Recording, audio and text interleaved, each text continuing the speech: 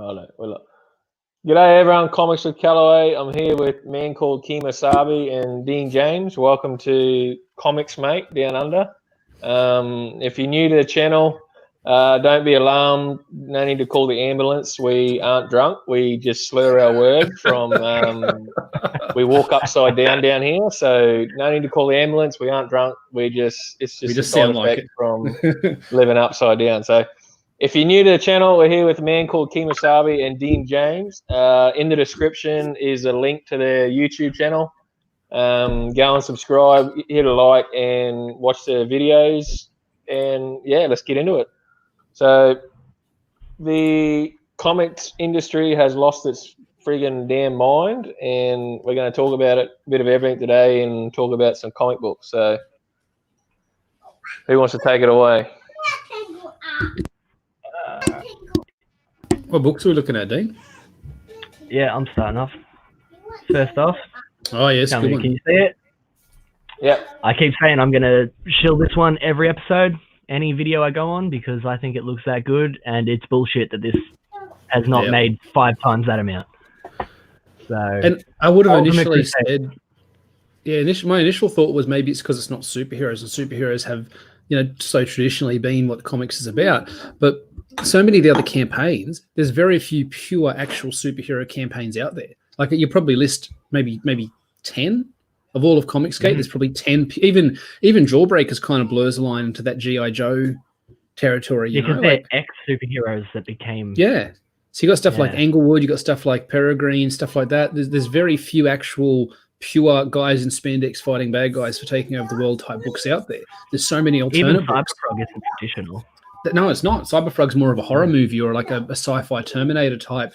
When Terminator, they end after 2029, or is it 2029? Must be. And then Skynet takes over and the world's a mess. Like that's the sort of thing he's going for now with all the Vespids out of Bloodhoney. So it can't just be the superhero factor that's causing this book to sort of plateau.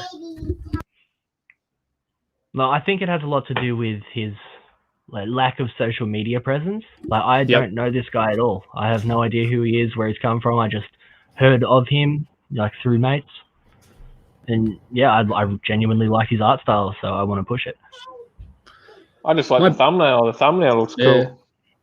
Yeah, well, I'm going to play the video in a second because it's definitely worth a watch. But I'm pretty sure I didn't share my audio because I am so professional. So hold on. Yeah, that really should be clicked, ticked off automatically. It should be, yeah. Painful. All right. There we go. Can you guys see it? Yeah. Yep. I've only got one monitor.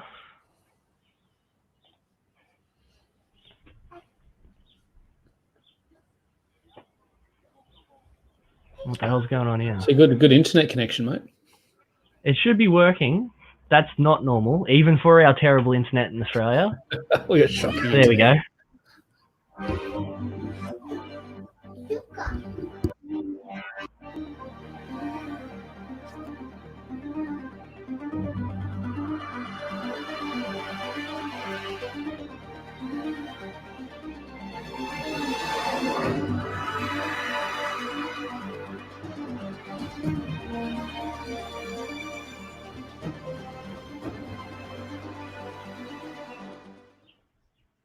Hello everyone, my name is Jeff Wright and I'm the creator of the Ultimate Crusaders comic book.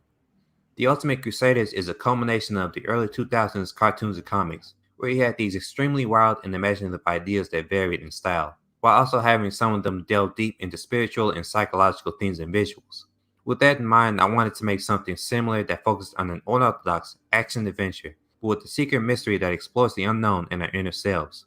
The main character, Orion Williams, is a sheltered, antisocial genius that's obsessed with finding out what happened to his father, who was lost in space due to an accident. And because of this, he's become unwilling to socialize or deal with anything or anyone his age, besides his best friend Claire Rosemary. And Claire, she's more open-minded and sociable than Orion, but the reason she hangs out with him is that she feels more open to express herself in the hobbies around him, rather than other kids or her parents, who find their hobbies as a tinkerer strange and worthless. So he put these kids into a scenario where they discover this powerful artifact on Earth, and they suddenly become prime targets to this alien race known as the Blacken, who wiped out hundreds of planets across the galaxy with it. And now, the only way they can survive is to use their gifts against them, while also tagging along with survivors of the destroyed planets who call themselves the Ultimate Crusaders. This will be an ongoing series, with the first issue being a 36-page introduction to the characters and the overall story to come. We'll also be offering some stretch goals as well, so be sure to check those out in the description. I hope you consider supporting us in the Ultimate Crusaders and more series to come after. Thank you. Man, that was super professional. You couldn't ask for anything better than that. Like, you can tell he's put his heart into it. Like, this is there's just so much heart in that. It breaks my heart to think that it's not taking off. Like, he's obviously, this is it for him. Like, this is the story he wants to tell. I don't know, man. That's put me in a real downer mood to think that he's trying so hard. He's putting out such a good product, and he clearly loves it. Is he funded yet? Yeah, he's funded. But he was just funded, as in he was almost not. Yeah.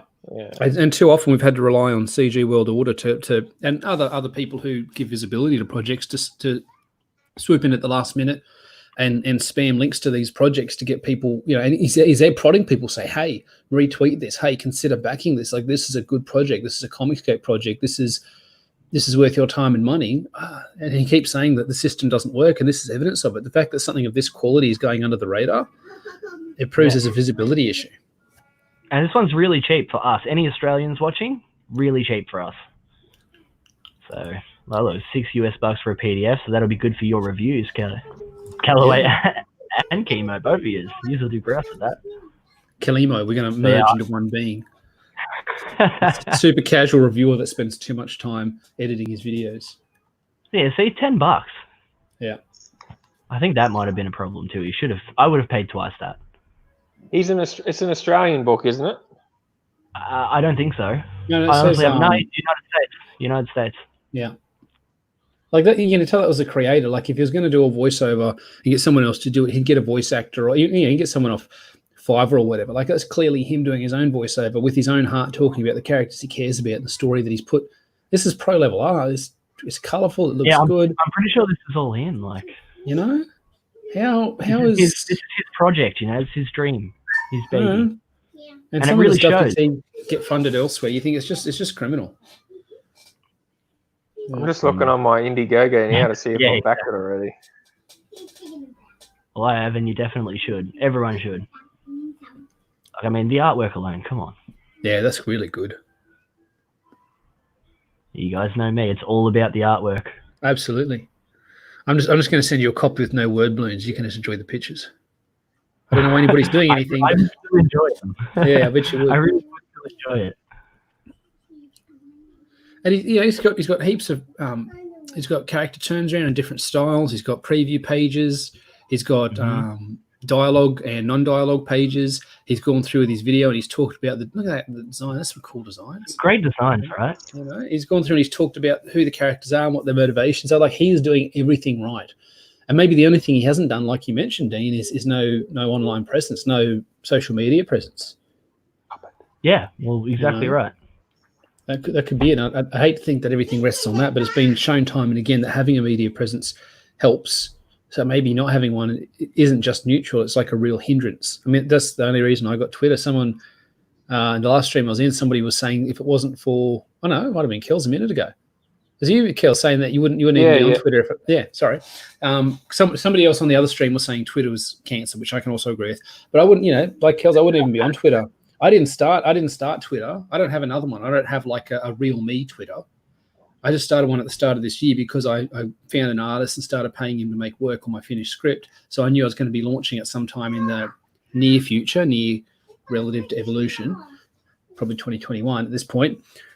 So I needed some social media presence. And I'm actually really lucky that I managed to hook up with you guys and be on some streams and some Australian streams and the D&D sessions that I participate in online, the ComicsMATE role-play game that's happened this morning. Shout out to Character Crux. Yeah, that was different episode this morning because a lot of people couldn't make it. We had a bit of a recap and just talk rubbish a little bit, but it still went for over 2 hours. And they're interesting guys and they're fun guys. And it's a lot of fun.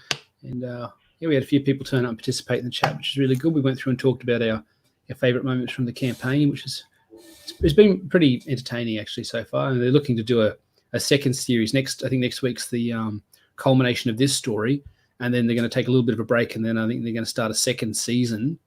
And we're going to have new characters, and other people are going to rotate in and rotate out, sort of thing. Like they have guest appearances every week. So I'm hoping to make it back week to week for that one as well. Oh, awesome! That'll be really fun. What's the next book, Dean? Did you back this though? The people are waiting. Oh no, I haven't. So I've got to go and back it. So is there? Have we got a link in the chat? No, so usually CG World Order's here doing that, so I don't think so. I think today we are even less professional than usual. Yeah. Raising the bar on unprofessionalism. You'd be able to drop a link, wouldn't you? You share a link to Girls and Toys, drop one? Or just give us wrenches or whatever it is. I'll hang on. This is the content you tuned in for, folks. Thanks for being here. Yep. See you next week. To be honest, I'm not sure what's next. When I'm trying to explain something to somebody and I just don't have all the words. Bloody ads. Let's go. Next up, we have... Oh, here's one that I thought I'd missed out on. Both of you just put a comment in the chat, because then I'll be able to link. Then I'll give you the wrench. Say something Australian stupid.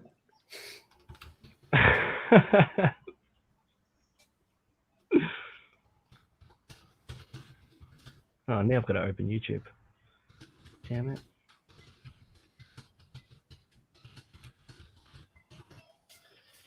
I was opining the statement that Huey was the best celebrity chef of all time. Well, they're not wrong at all. Yeah. Well, I don't know. Now that I think about it, it's neck and neck between him and Peter Russell Clark. You guys remember Peter Russell Clark?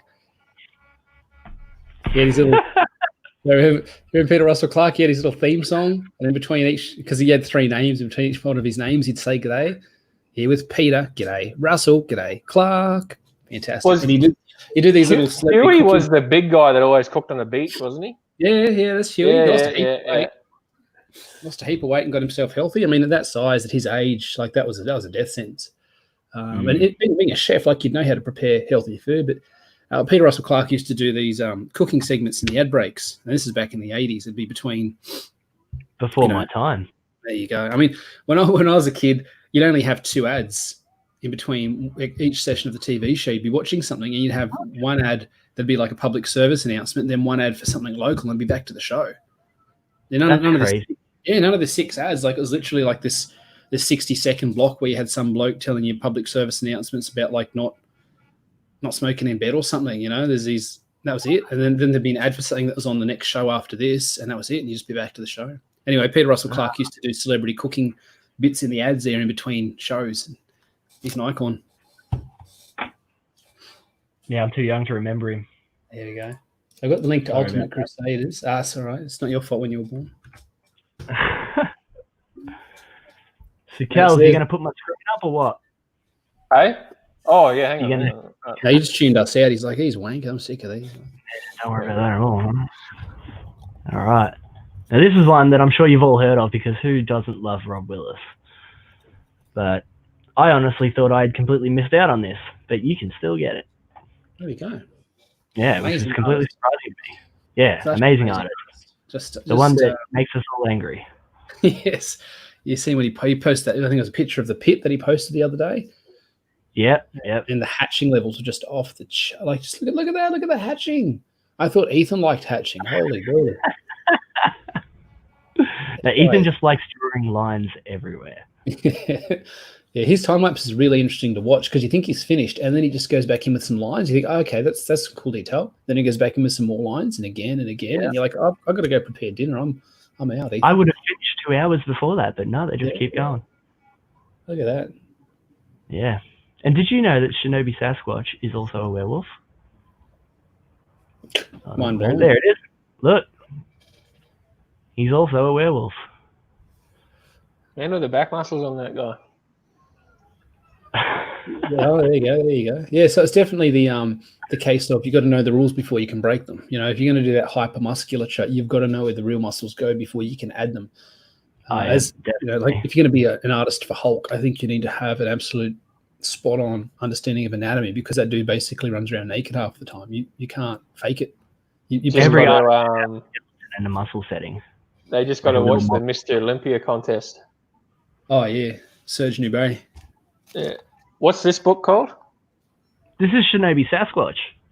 Oh, okay, right. I'll put the link to that one in too. Yep. And they really need to advertise that bit more, because I didn't know he was a werewolf at all. No, nor did I. I mean, I've seen mentions of it, but and somebody I might have been CG World Order brought this up. So many people think marketing just involves retweeting from, or doing a tweet from their campaign. Help it make it happen for this campaign. That's not enough. You look at the way that Dan Drager. What's that? That's the tiniest part of it. It is. That's like basic visibility. Look at what Dan Frager was doing. You know, he's doing those little vignettes where he's burying the bullets and his comics are growing out of the ground and all that sort of stuff. Like you need. He's doing raps. He's doing time lapse videos. Like you need all that sort of stuff. You need visibility. I just saw the bloke doing that Butcher Cleaver, Bone Cleaver Kickstarter Indiegogo. He has a death metal song up about his character called Roll the Bones. You know, like that sort of thing. He's made a music video and he's sung a death metal song about his character and the journey the character takes. Oh, like I saw that. Yeah, that's the sort of stuff that gets people. Stays with you as well, you know. Stays with you as well. It does. It's like the advertising always having Coke on the signs or having McDonald's on the side, and the next time you're hungry, you're like, gee, I want some McDonald's. So people reckon they're not affected by advertising, but they absolutely are. Every exposure to something is a greater chance of it sticking in your head. You think about we talk about neural pathways. You do the same thing over and over again. Those neural pathways get stronger. That's how people get addicted to stuff. They do the same bad habits, and those bad habits build stronger pathways in their brain, and it's harder for them to break the habit. It's similar with advertising, I think, and exposure to stuff. The more you see it, the more familiar you are with it, the more likely it's going to come back to mind. You've got to build that familiarity up in people's brains. You've got to start campaigning, I reckon, 6 months before you even launch. Just talking about it, just getting an idea out there. Yeah, that's what Mail and that all say. They say go 6 months before you launch. Yeah. So. How many times did you see that first Jawbreakers cover? How many times did Zach have that up on his videos?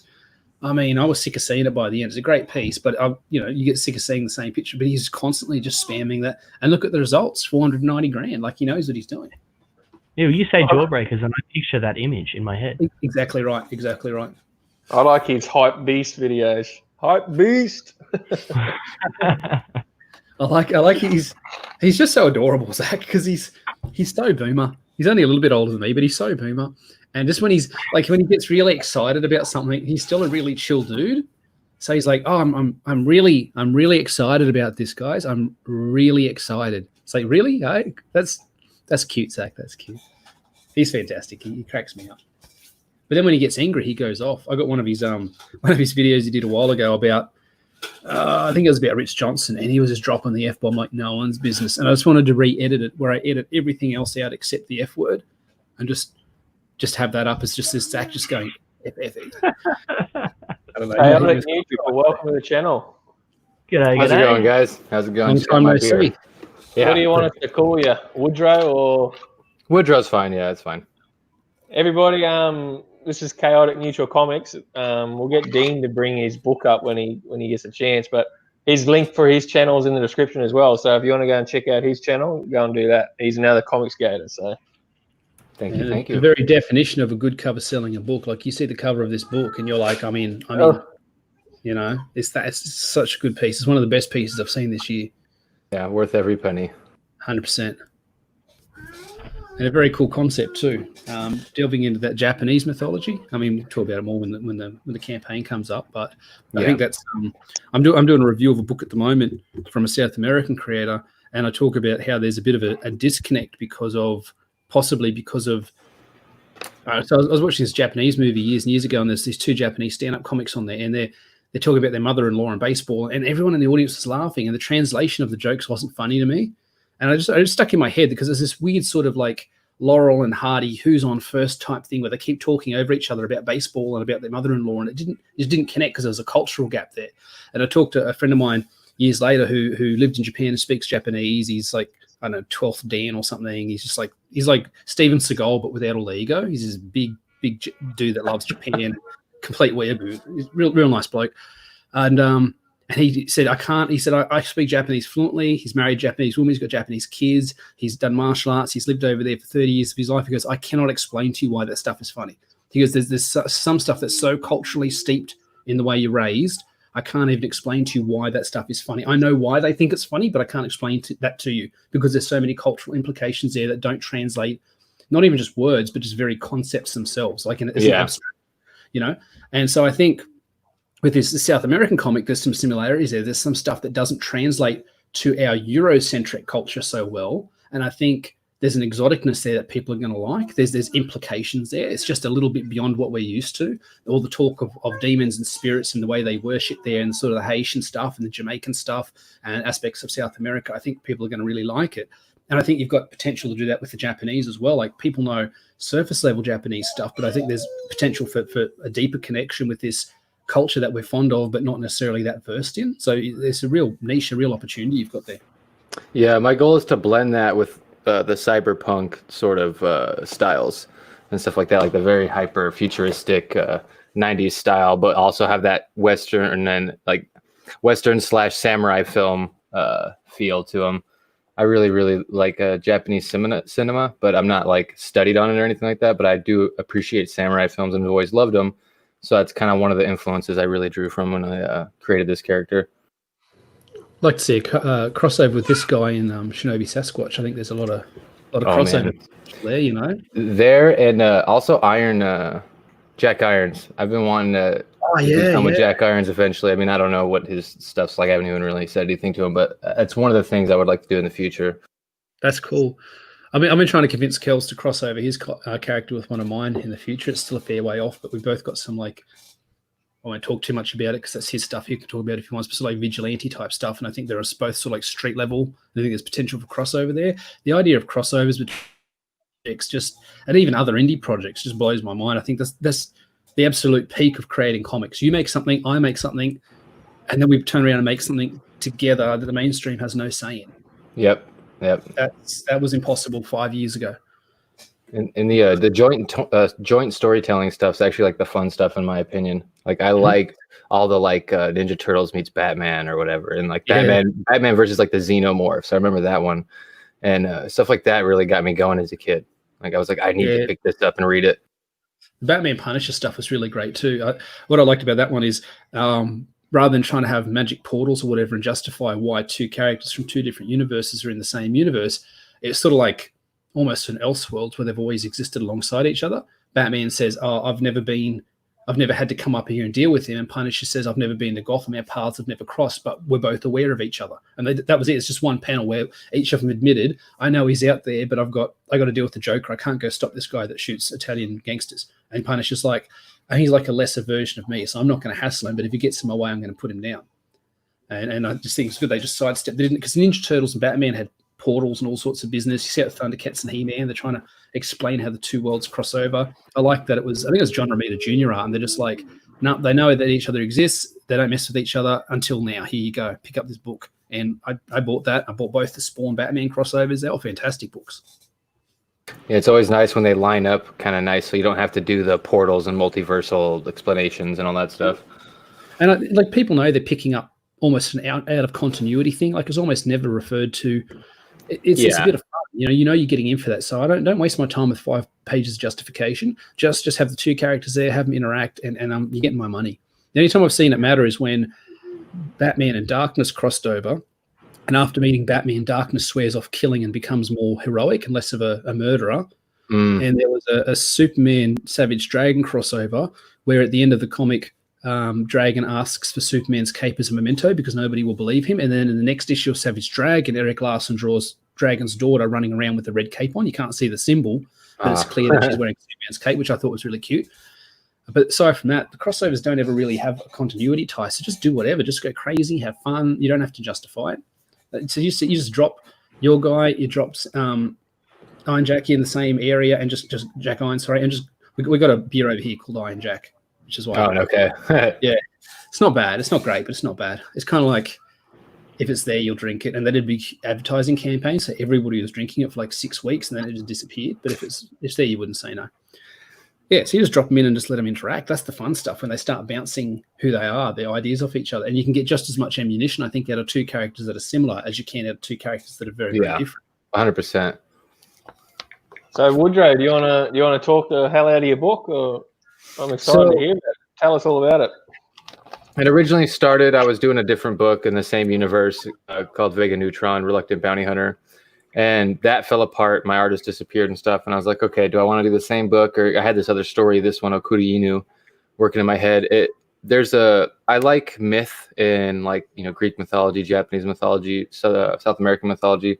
And there's a story of the Okuri Inu. It's basically in English translate to sending dog. So it's not really, doesn't sound that impressive in English. But basically it's this yokai or this demon that's so vicious that when it's stalking you through the woods, other yokai don't bother you. So it's sort of like a blessing and a curse.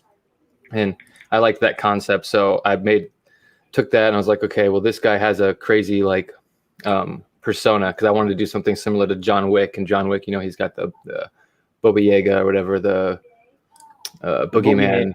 Yeah. And people know him. So this one is the Okuri Inu, and he's this bounty hunter that no one wants to take the same missions he goes on, because if anyone does, they usually just end up dead. So he starts off with this weight on his shoulders of all this past stuff that he wants to get away from, and so he's just doing jobs trying to survive. But his past, catches up to him, and similar to John Wick. And I don't want to give a whole lot away because there's actually some interesting history stuff in this book and the next book that come up, but. John Wick and the whole how simple it is, but action packed, and I don't know. There's something about it that really impressed me because I haven't seen a movie like that since like the 90s, and it was similar to the way I felt about some of the comics coming out in the industry when I got into that, and I kind of wanted to just express myself through that, and this was born in a combination of that and the story I was working on before that fell apart. So how long have you been working on this? This one I've been working on for probably, I'd say 2 years now, conceptually.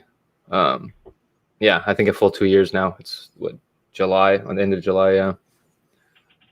He looks like a badass version of Hellboy.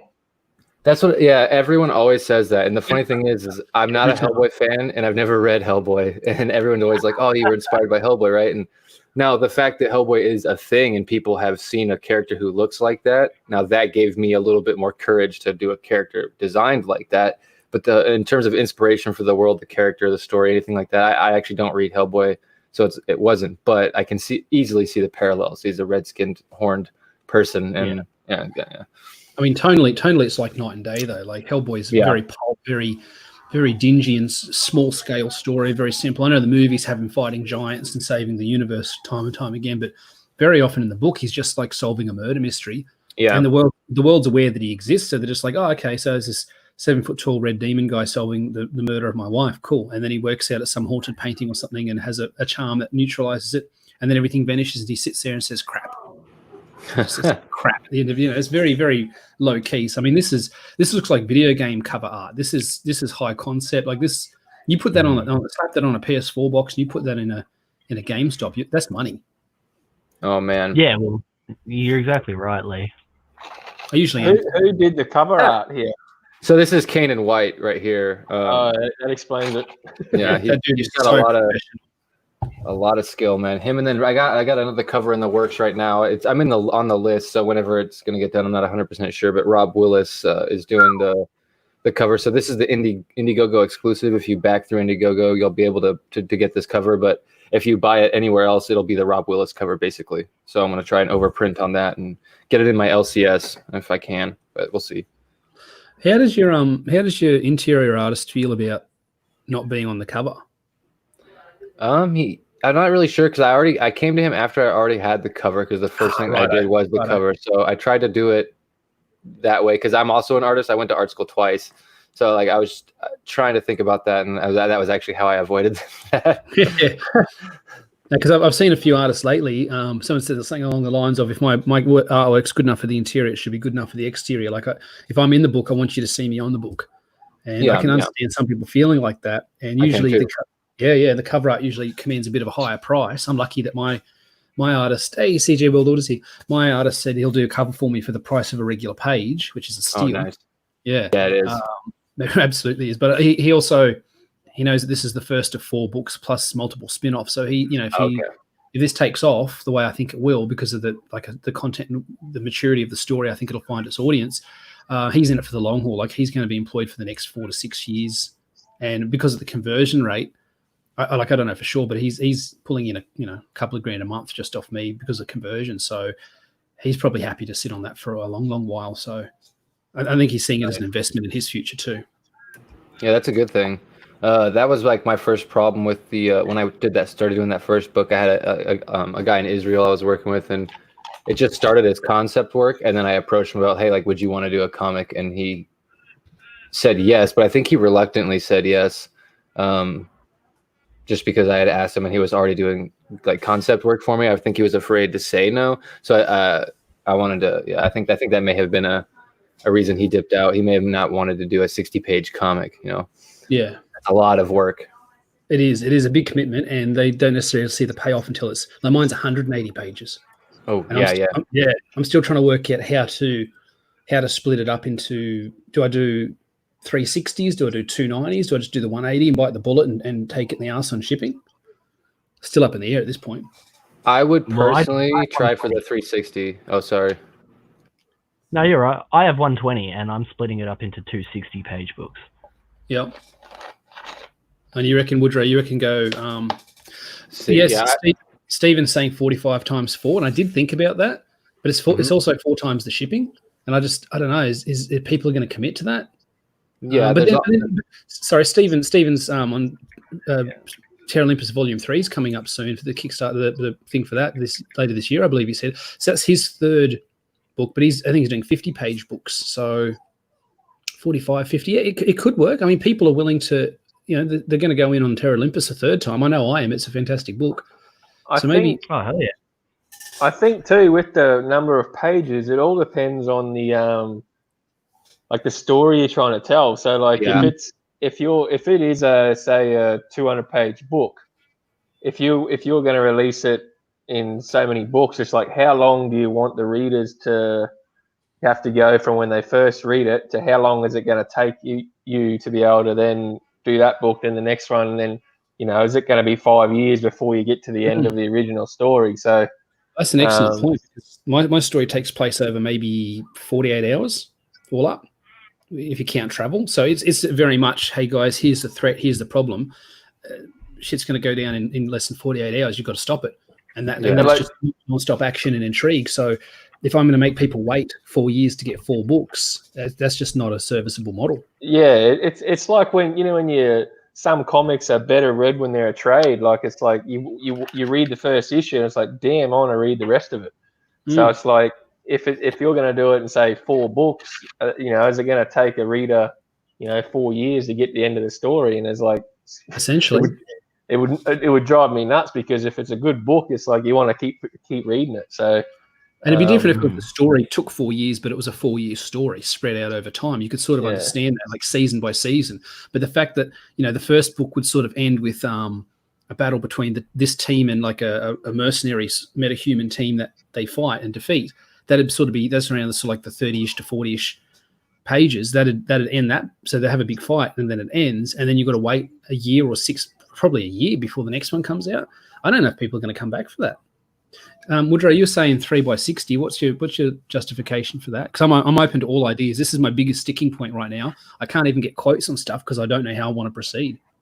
So yeah, for me it was between. I didn't want to go under 40, 48. I think it was, and 60, because I go in increments of 4. Yep. But I didn't want to get out of that, because I can't remember who it was. Someone mentioned that like once you get past a certain number, beyond 60 or somewhere in there, I think the printing price exponentially starts to go up too, and then your shipping price also exponentially goes up because of the weight. But so that my thing was, and I already had a story that was about 50 pages, but then it got extended a little bit with some as we were going through and editing it. But I don't know. I think 60 is a good number. It's extensionally larger than a normal comic, 24, so people don't have to worry about like the $20 is a good price point, or around $20 is a good price point for that many pages. I think that was basically my main things, was the printing price, the shipping price, and then how much people feel they're getting for the price. So those are my main 3 sticking points for why I chose my page count. Yeah, that last one's something to consider. I think maybe people don't necessarily take that into account. They split it up in terms of story potential, but are they getting a rounded enough experience within those 60 pages to justify it? You don't want to leave them hanging. Hangings are good, but there's what about too, like, and if you do it in interval books, I think if you leave it ended on a really good cliffhanger, like my first book ended on a cliffhanger, and then I think if it does end, like if it takes you say 2.5, 3 years to finish your storyline, or say 2 years, if each book is satisfying and ends well, I think fans will keep coming back. Well, that's the European model, isn't it?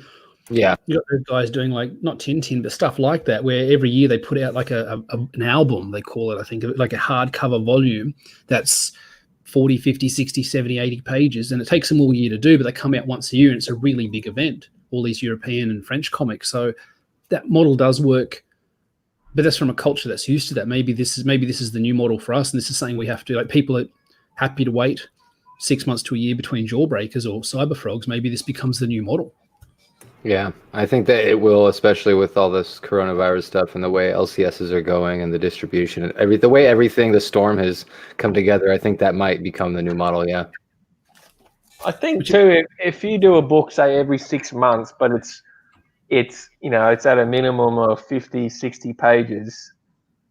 Like I myself, I'd be happy to wait your 6 to 12 months for the next one, because you've had a decent sized book. Whereas if you were only releasing a 22-page book once every 6 months to 12 months, your fans aren't going to come back, because it's like, you're not reading much.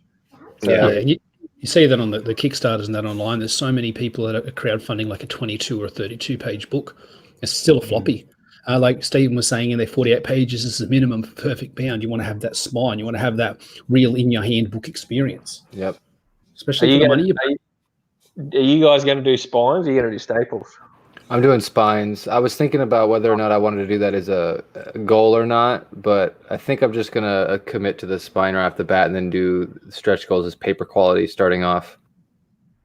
I was gonna do staples for mine, because it's only 60 pages. But that's one thing, I don't read trades from the mainstreams. I won't read trades because they shit me off. When you get a good trade and you get into the middle of the book, and then you got dialogue right on the left side of the panel, or good art, you're trying to rip this book apart just so you can see the art. And I don't know, my OCD, it just drives me nuts. So I'll, if at all possible, I'll go and buy all the single issues before I'll go and buy the trades. Dang, I've never heard that before, but that's something to consider. It's just something that's always annoyed me, and because they're bigger and heavier. Whereas a floppy, you can just sit on the couch and read it. Whereas a trade, you got to open it open and then fold it and push it down. It's like trying to eat a massive hamburger. You got to squash it down before you can eat it. Man, Steve is dropping all sorts of wisdom in the chat about printing and binding it. I mean, this is a guy that's fulfilled a bunch of books already. He's got at least 2 more that I know of coming out in the near future. This is, people talk about Sweetcast being the model for kickstarting, for crowdfunding, but Stephen K's also the same sort of thing. He's also a model for crowdfunding, because he's done it and he's fulfilled physically several times. So anybody who's watching, anybody who's keen to know that sort of stuff, have a look in the chat, and I'm sure that Stephen would be happy to answer your questions too, because he's a very approachable guy. Hell yeah. I always listen to experience. Yeah. So, yeah, I'm thinking my first book will be 60 pages. So my first book it'll set everything up. It'll have lots of action in it, and then end with a cliffhanger, and then the second book will pick up from there. So that's an interesting point there. So using your graphics person to adjust for a spine. Obviously, when they're doing trade paperbacks years ago, I remember I bought like Our World of War or whatever, that big Superman crossover, and it was like, must have been 2.5 inches thick, and it was impossible to read. It was like trying to read a dictionary. because all the pages are so close together, they obviously didn't do what Stephen's talking about and shuffle it out a bit so that you've got that leeway at the spine there so you can still see all the artwork. Otherwise, you've got to crack the spine and then you ruin this book that you just paid $60 for. Yeah. Like I love Zach's Jawbreakers books and stuff, but like even like with his books, like the Aaron Alfici art, like in his latest one, it's so good. But then you get to the middle of the book and you just, it's like a floppy with staples that can open right up and you can just sit it flat. Whereas a graphic novel, you got to hold it open with both hands and then try and read it at the same time, you know. Yeah, so stuff to take into account. Yeah, definitely. Their own, you know. There's obviously a lot of people that love trades because the market's there. I might be just a little bit different, but I think that's yes, yeah. I think you are a little bit different, my friend. We walk upside down. That's the problem. Yeah, it is. All the blood goes to our heads. Yeah.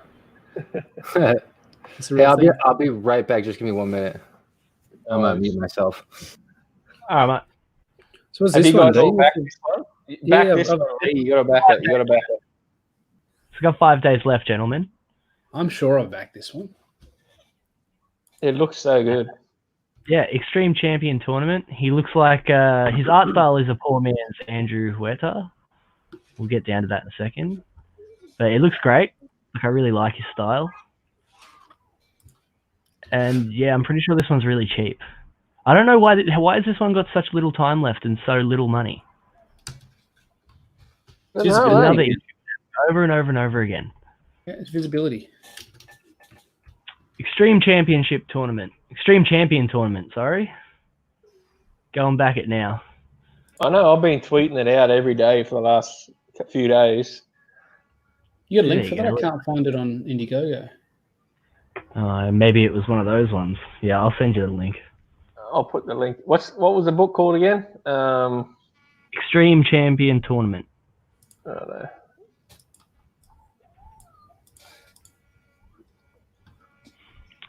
But yeah, it looks great. It has a bunch of historical figures, like actual historical figures in it, it says, that have been brought back to life to, I guess, for some sort of arena championship fighting tournament. It'd be like the old Time Killers. You ever play that old 2D fighting game, Time Killers? It's like Street Fighter, or they had like a Viking, and they had a guy from the future with a chainsaw, and a chick with a lightsaber, and a caveman with.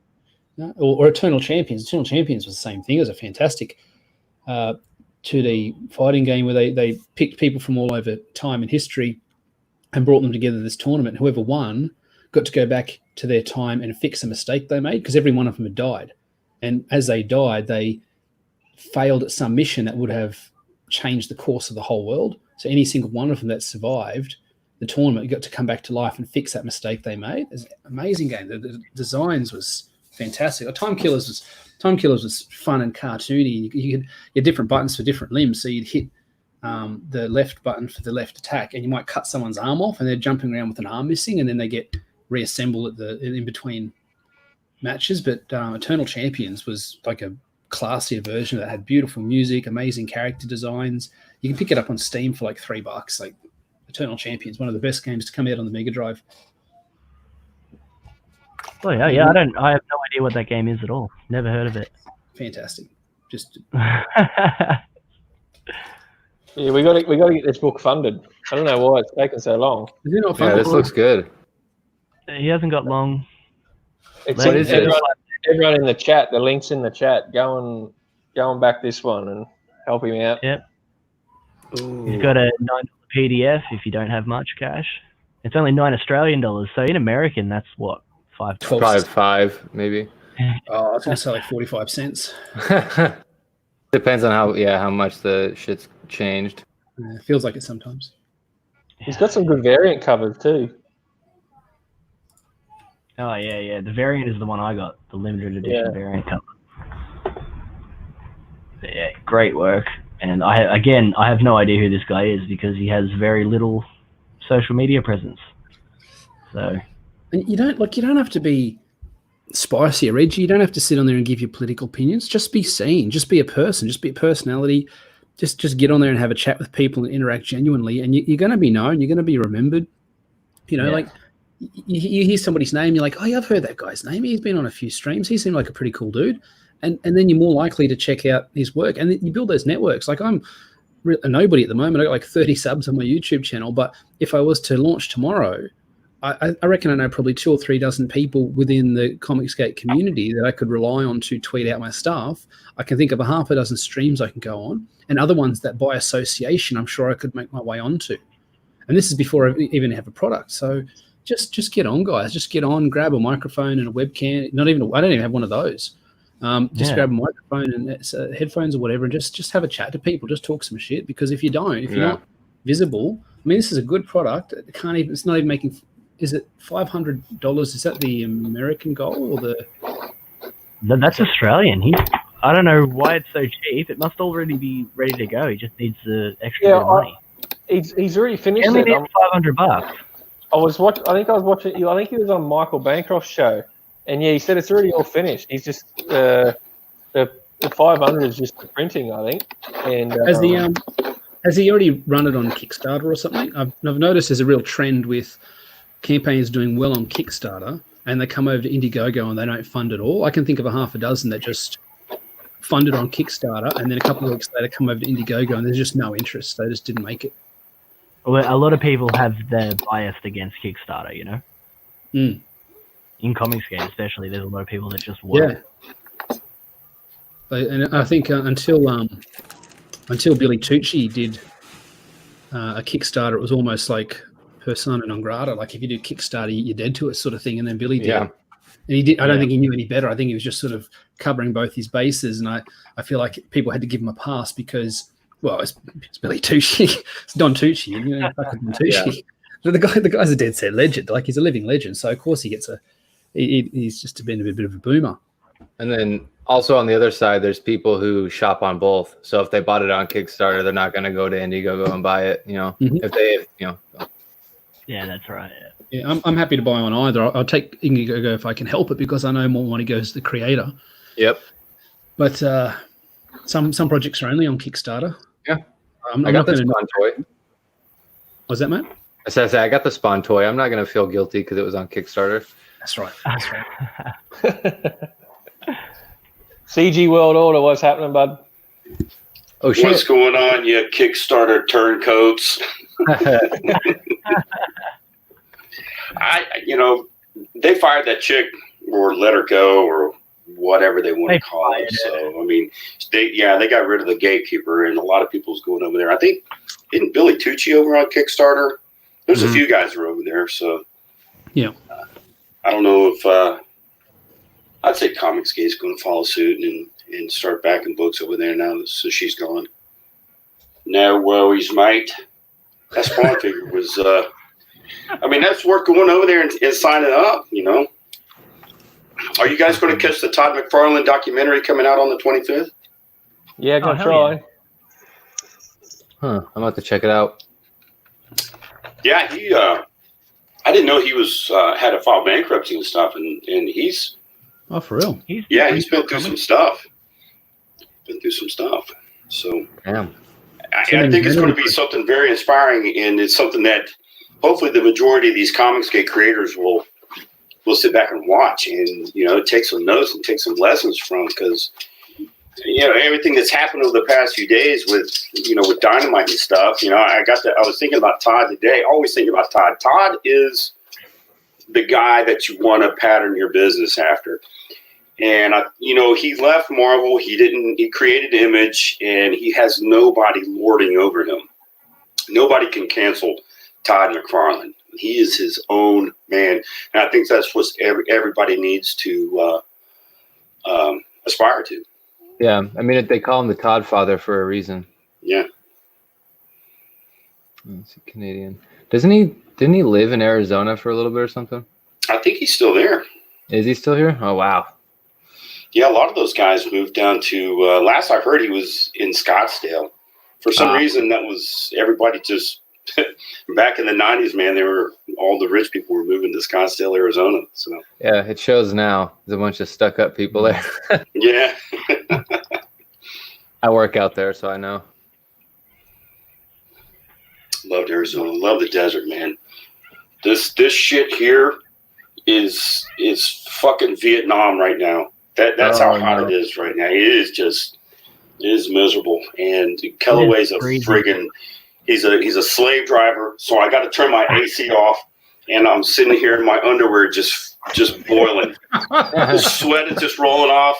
I've got if I open the door, this farmhouse, it's an old farmhouse. It was built back in the 1920s. And I mean, it's out in the middle of the hills in Appalachia, so it's really, really old. And so my air conditioners are all window units, but the hallway outside my bedroom door here, the stairwell here. I mean, dude, it's got to be 300 degrees out in that hallway. It's just a fire beast that's just beating down my bedroom door just all day long, just like, let me in. And as soon as you turn the AC off, man, it's just seeping through the walls, just burning you alive. Is that the humidity? Oh, it's everything, dude. It's so hot here right now. Oh, fuck, man. I'm sorry. I'm from northern Queensland, right up near the equator, so I know what it is. There was when there was a few years ago where my cousin and I decided we were going to go out to the Grand Canyon and check it out there, and it was I think it was like 105 degrees when we got out there, and man, it was great. It was great, no humidity and everything. No humidity. And we're hiking around the Grand Canyon in khaki work pants and just t-shirt and an overshirt and hat and stuff. And everybody, the Indians out there, dude, that weather was just pummeling those guys. They were all sweaty. They all looked like they were ready to fucking pass out and everything. We're like, yeah, what the hell's wrong with these guys? Go back to Kentucky, man. Go to visit Kentucky and you'll see what brutal fucking weather's like. Yeah, dude, humidity is a mess, joke, bro. But I love the desert, man. I love it. It's nice. I love it too. I've lived out in the desert my whole life. I'm a desert rat. 123 or 24 is the hottest I've ever been in, and it was low humidity, and it's pretty rough. But I'd still take that over humidity, to be honest. See what happens, boys. We've got a couple of Yanks on here, and we're talking about Arizona and the desert. Fair income. Yeah, how much is that in Celsius? Hold on one sec. It's too much. 45 degrees Celsius, which is like that's nothing. That is literally nothing. It's the humidity, though. Remember, it's not the heat that'll get you; it's the humidity. Oh fuck.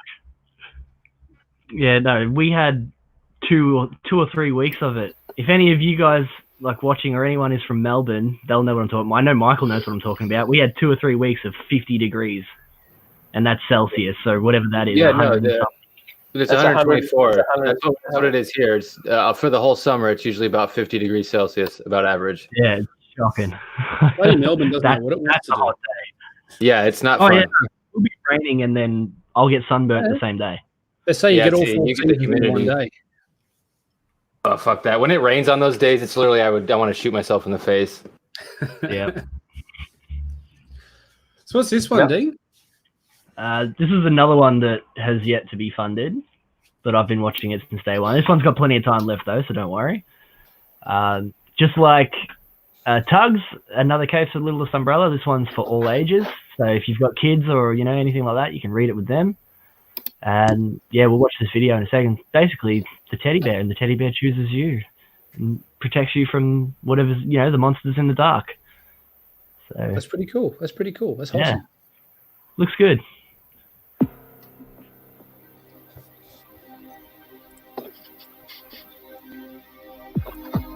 Fear takes form in the darkness. The darkness feeds off screams.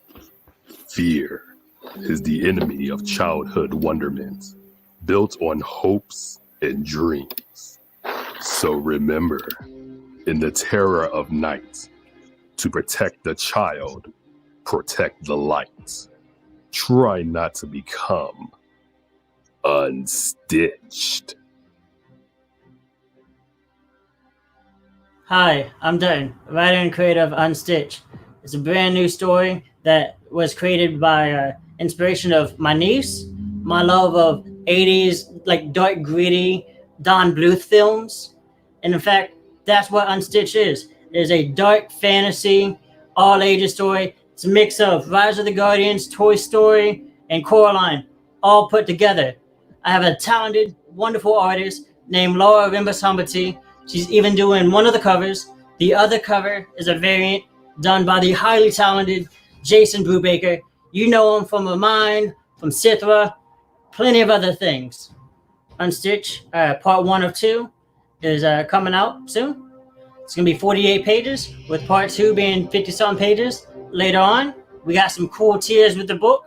Besides just getting 1 or 2 covers, you can either get this as a poster. This original art piece will also be for sale. And if you don't get the poster, this will also be the back cover as well.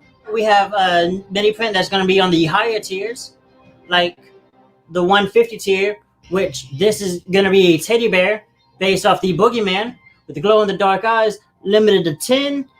You get both covers, this poster, and a mini print.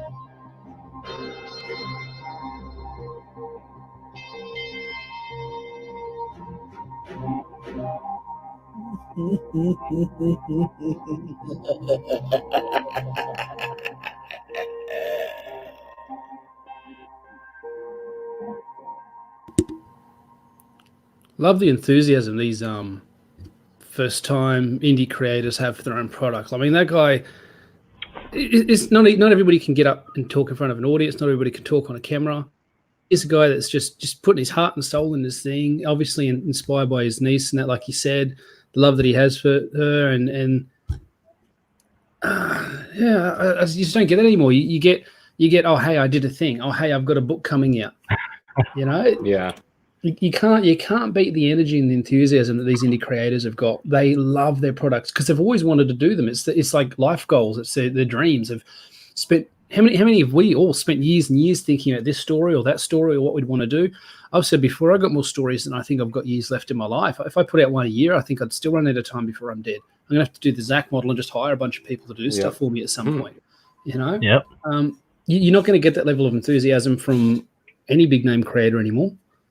Good on this guy. This is such a whole artwork is really solid. It's got a great style. I like the almost because there's no black line, very few black lines except for black details. So that teddy bear there is got like an orange, dark orange or a brown line around the outside of it instead of black. So it gives it a really soft child storybook sort of feel. So like he obviously, look, I don't mean, but like he wasn't super confident talking in front of the camera. And I've said before, that can be stressful. Not everybody can talk in front of an audience. But he obviously knows what he's doing. These panels work nice. That's the top cover. You know, there's just everything is right about this project.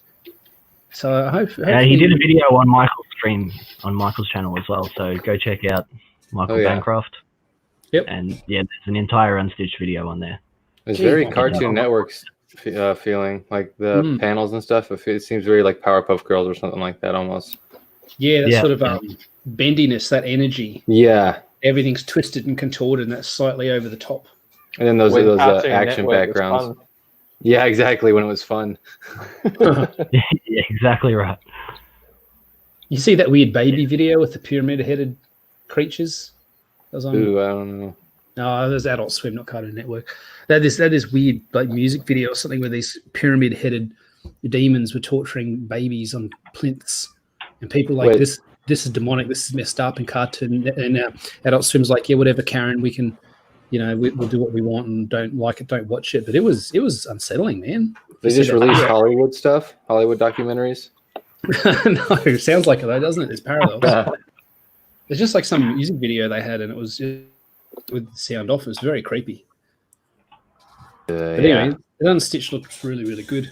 Yeah, this looks cool. It reminds me of something like Luigi's Mansion, or like a Halloween special from a cartoon when you were a kid. Yeah. Yeah. All right, here's a quick one because it's not out yet, but sign up for this one. We all like this one. Well, just on Stitch, just real quick. There's discounts on almost every tier as well. Yeah. Like the base tier is down from 75 to 55. So I mean, and there's a digital there. Everything's been discounted. You know, I don't know. No, digital is always good for the reviewers. You can make Yeah. a good video by taking some screenshots. But yeah, I mean, who's ever going to be a popular YouTuber sitting in their car with a physical copy of a book using their bloody potato camera on their phone doing reviews? That's not a thing. Ignore his Yeah. Sorry for the coughs. Yeah, it's not going to happen. Love you, Zach. Some insensitive yeah, bigot. mate. Yeah, that's right. A garbage person. But yeah, Robert, I'm sure you've all seen this one by now.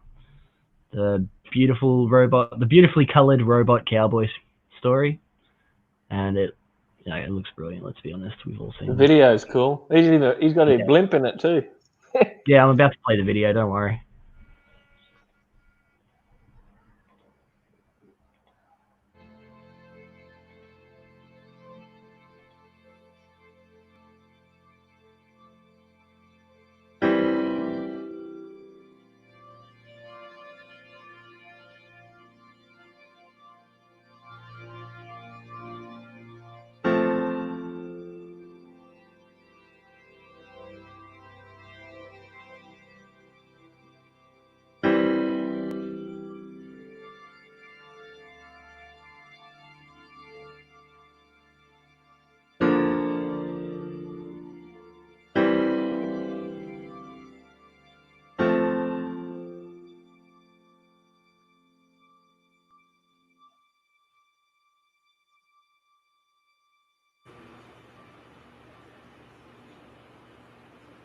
Man, I like that one. I actually like that it doesn't have a voiceover.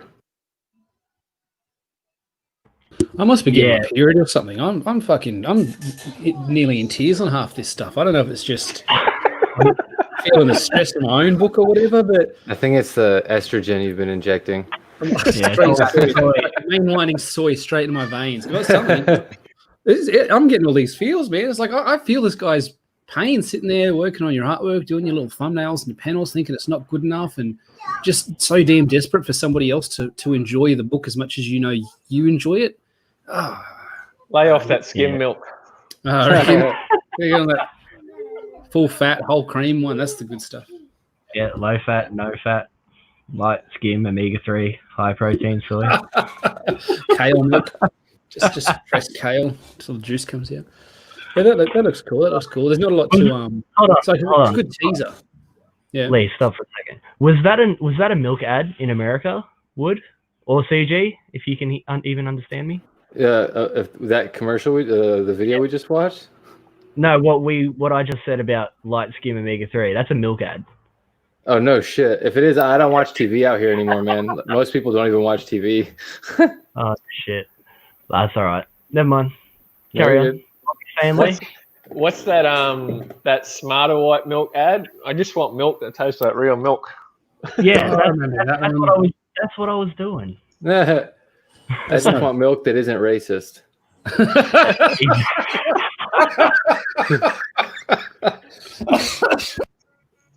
I don't care what percent it is. Gotta cut back to a pack a day, boys. That's a good little teaser, though. Like, there's nice colors, and I like the design, like the retro sort of Metropolis design of the robot, Art Deco sort of thing. There's some cool stuff in there, and obviously spent a lot of time on it. I don't know. Sometimes I find those teasers to be more like when you have like a video game or a movie comes out, and it'll just come up and just have a symbol, like the new Marvel movie come out, and it'll have like that music they do, sort of, and then it just comes up with just a shadow. And then like the light flashes across the symbol for a second, and it's like some superhero. I don't know. Maybe when The Dark Knight came out, the trailer was just bats flying through the sky and a voiceover of Heath Ledger's Joker. And it was a great trailer. It was a great trailer. Yeah. It didn't show you anything. Yeah, that's cool. That's cool. Oh, it's something to keep an eye on. But I mean, until I know what it's about, it sort of goes in the possible pile, doesn't it? Yeah. Because I like it. Yeah. I mean, I'm going to back it because Robot Cowboy. Yeah, it's a classic. Are you going to share this screen now, Cal? Yeah. Until we talk more about the Robot Cowboy, there's not really much we can talk about when it comes to Robert. But nice. this one, Classic, probably one of the best Australian books out right now. Let's be honest. Well, Let's just say best books, period. Must have just turned up overnight. What an upstart! I never heard of this guy. Bancroft. What sort of name is that? Yeah, sounds like a weirdo. He's something. Don't worry about him. Melbourne's not even real. Yeah, this one I is that from New Zealand?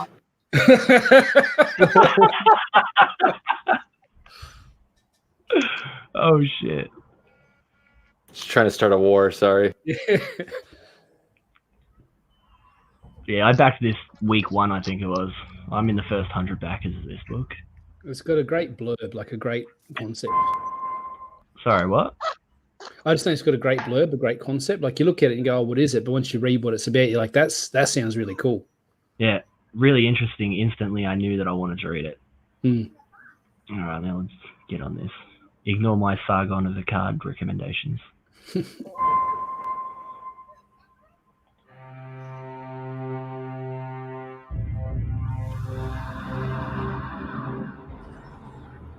When dreams and reality collide, a life is turned upside down.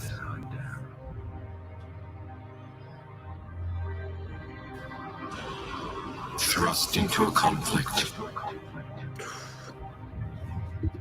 where ancient shadows fight secret wars.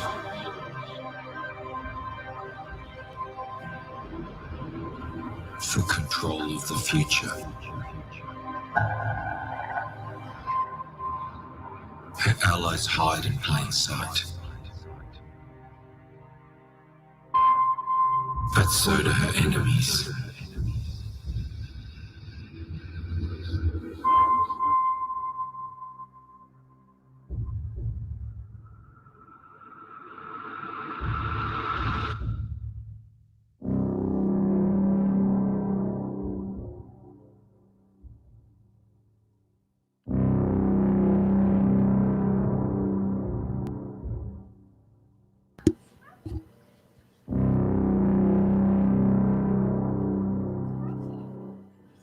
Man, if I do a trailer, I only hope it's that good.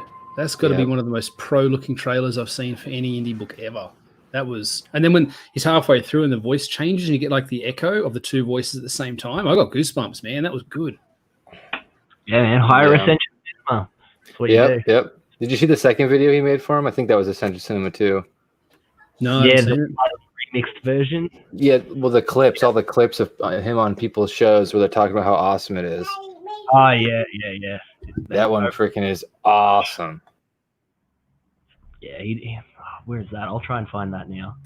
This is honestly like, so there's like a few books that I'm putting in like my top tier stuff. One of them is Battle Maiden Knuckle Bomb. The first Graveyard Shift is in there. I just got my second one. I got to read it to see if that holds up. But then this one I think is going to be in there. At least like the way I feel about it right now, conceptually, and everything he said about it. I think this is going to be one of the big books in CG in terms of just the production and the story and stuff. Yeah, I completely agree. Cal, What's that? you want to say something? Didn't Michael do his own trailer, or did he have that Ascension Cinema? That was Michael's original trailer. Yeah. Right, yeah. Ascension, I think, touched up the vocals and stuff, though. I think he did like some sound stuff on it and sent it to him, and then he did that second one, I think, too. Maybe I'm wrong though. Yeah, it looks good. I think I backed it when he was doing like the trading cards or something with it, like free trading cards or sketch cards or something. So that's when I backed it. I backed it when there was only 12 people in his chat. So yeah. Here we go. This is the trailer you guys are talking about, right?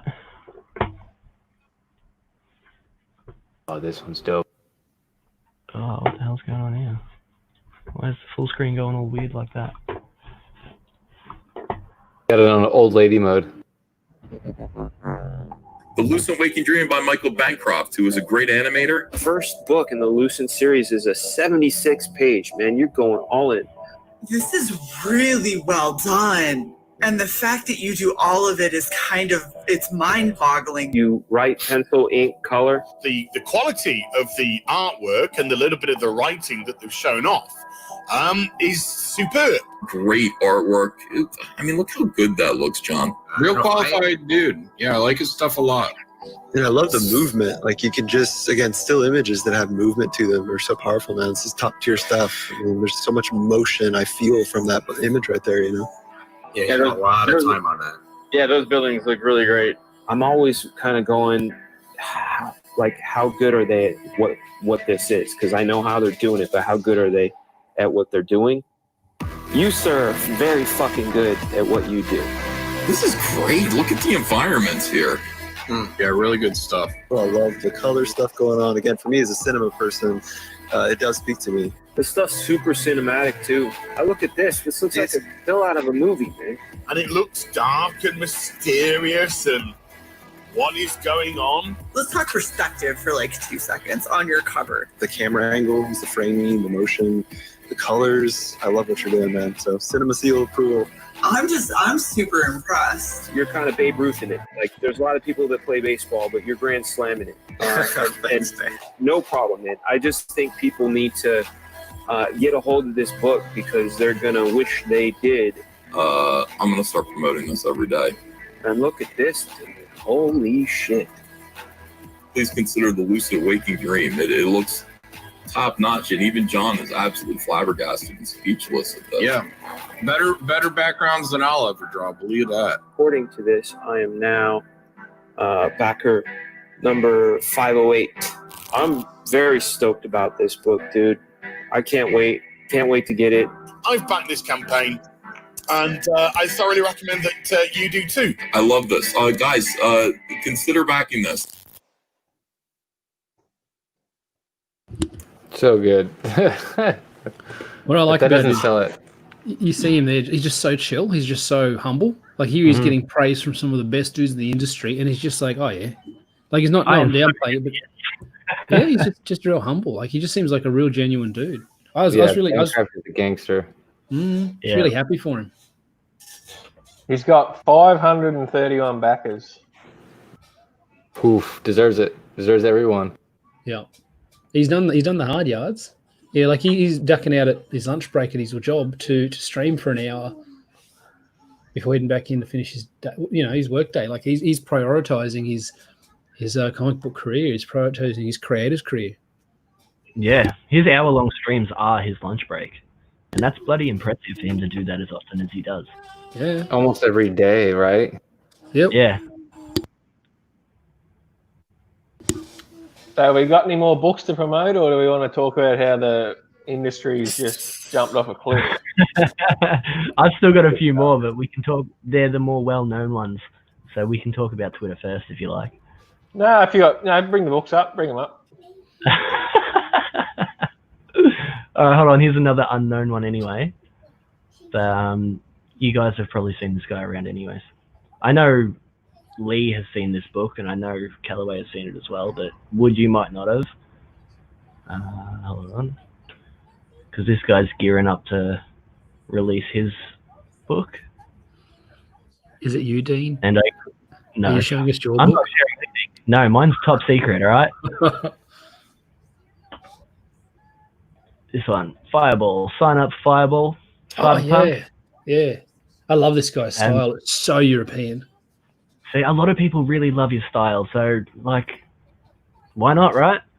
I really like I was talking to him, behind the scenes in our private messages, and I completely agree with everything he was saying. He was talking about how there needs to be more cyberpunk stuff that he loves. Like, he loves that genre, like Dread.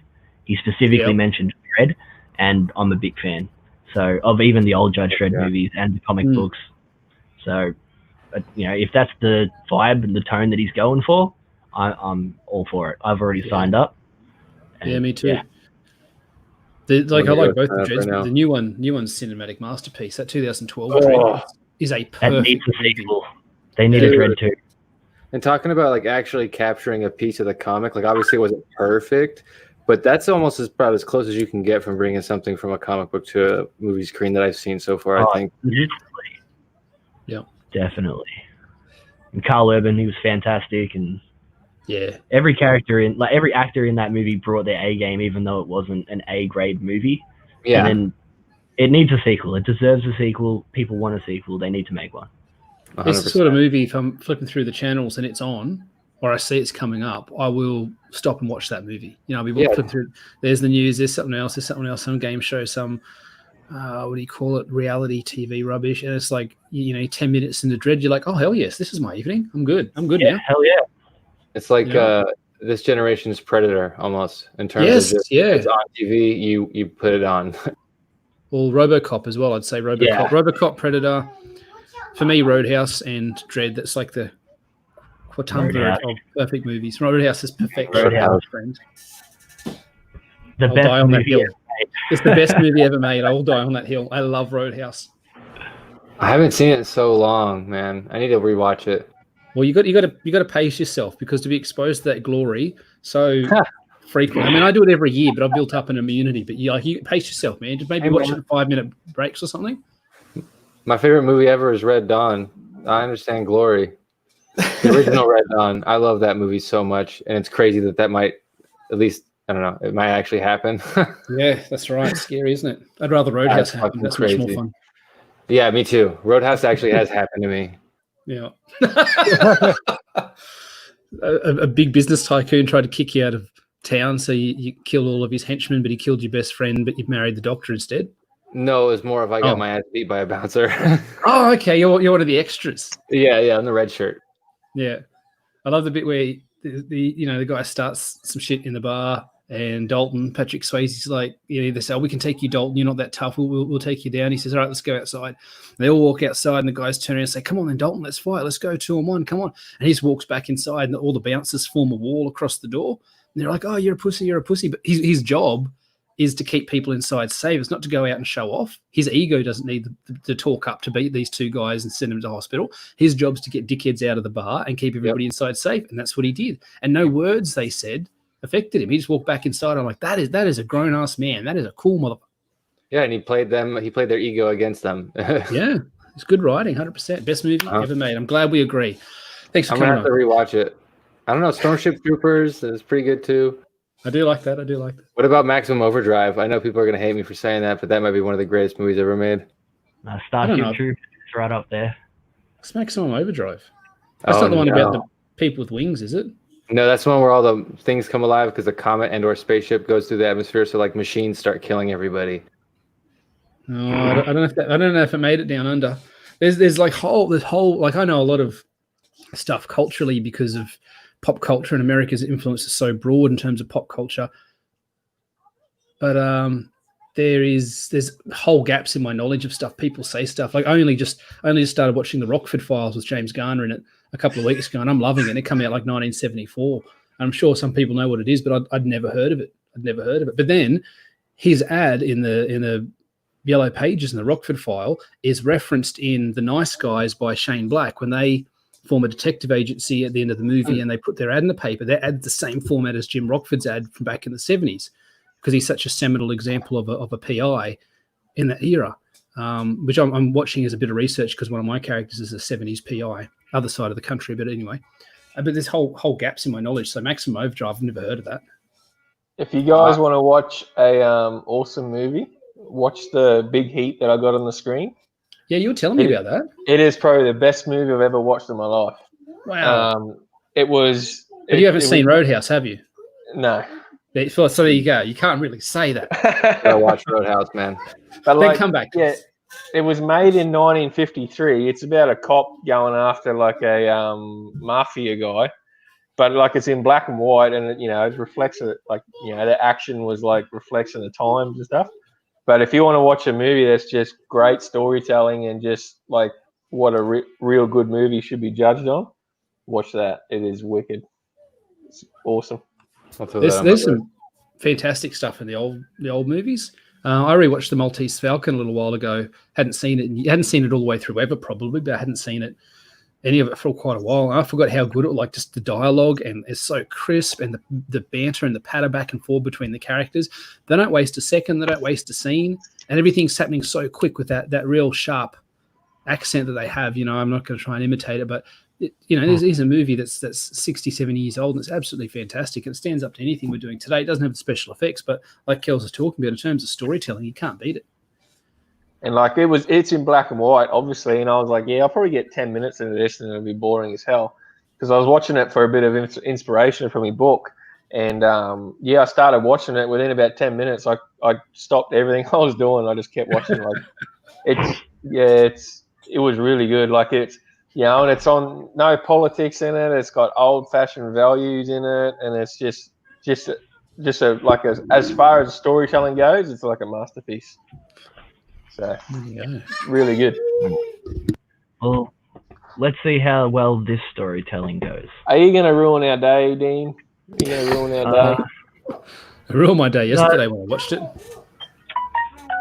We all know that there's been a bunch of people looking forward to hearing about this.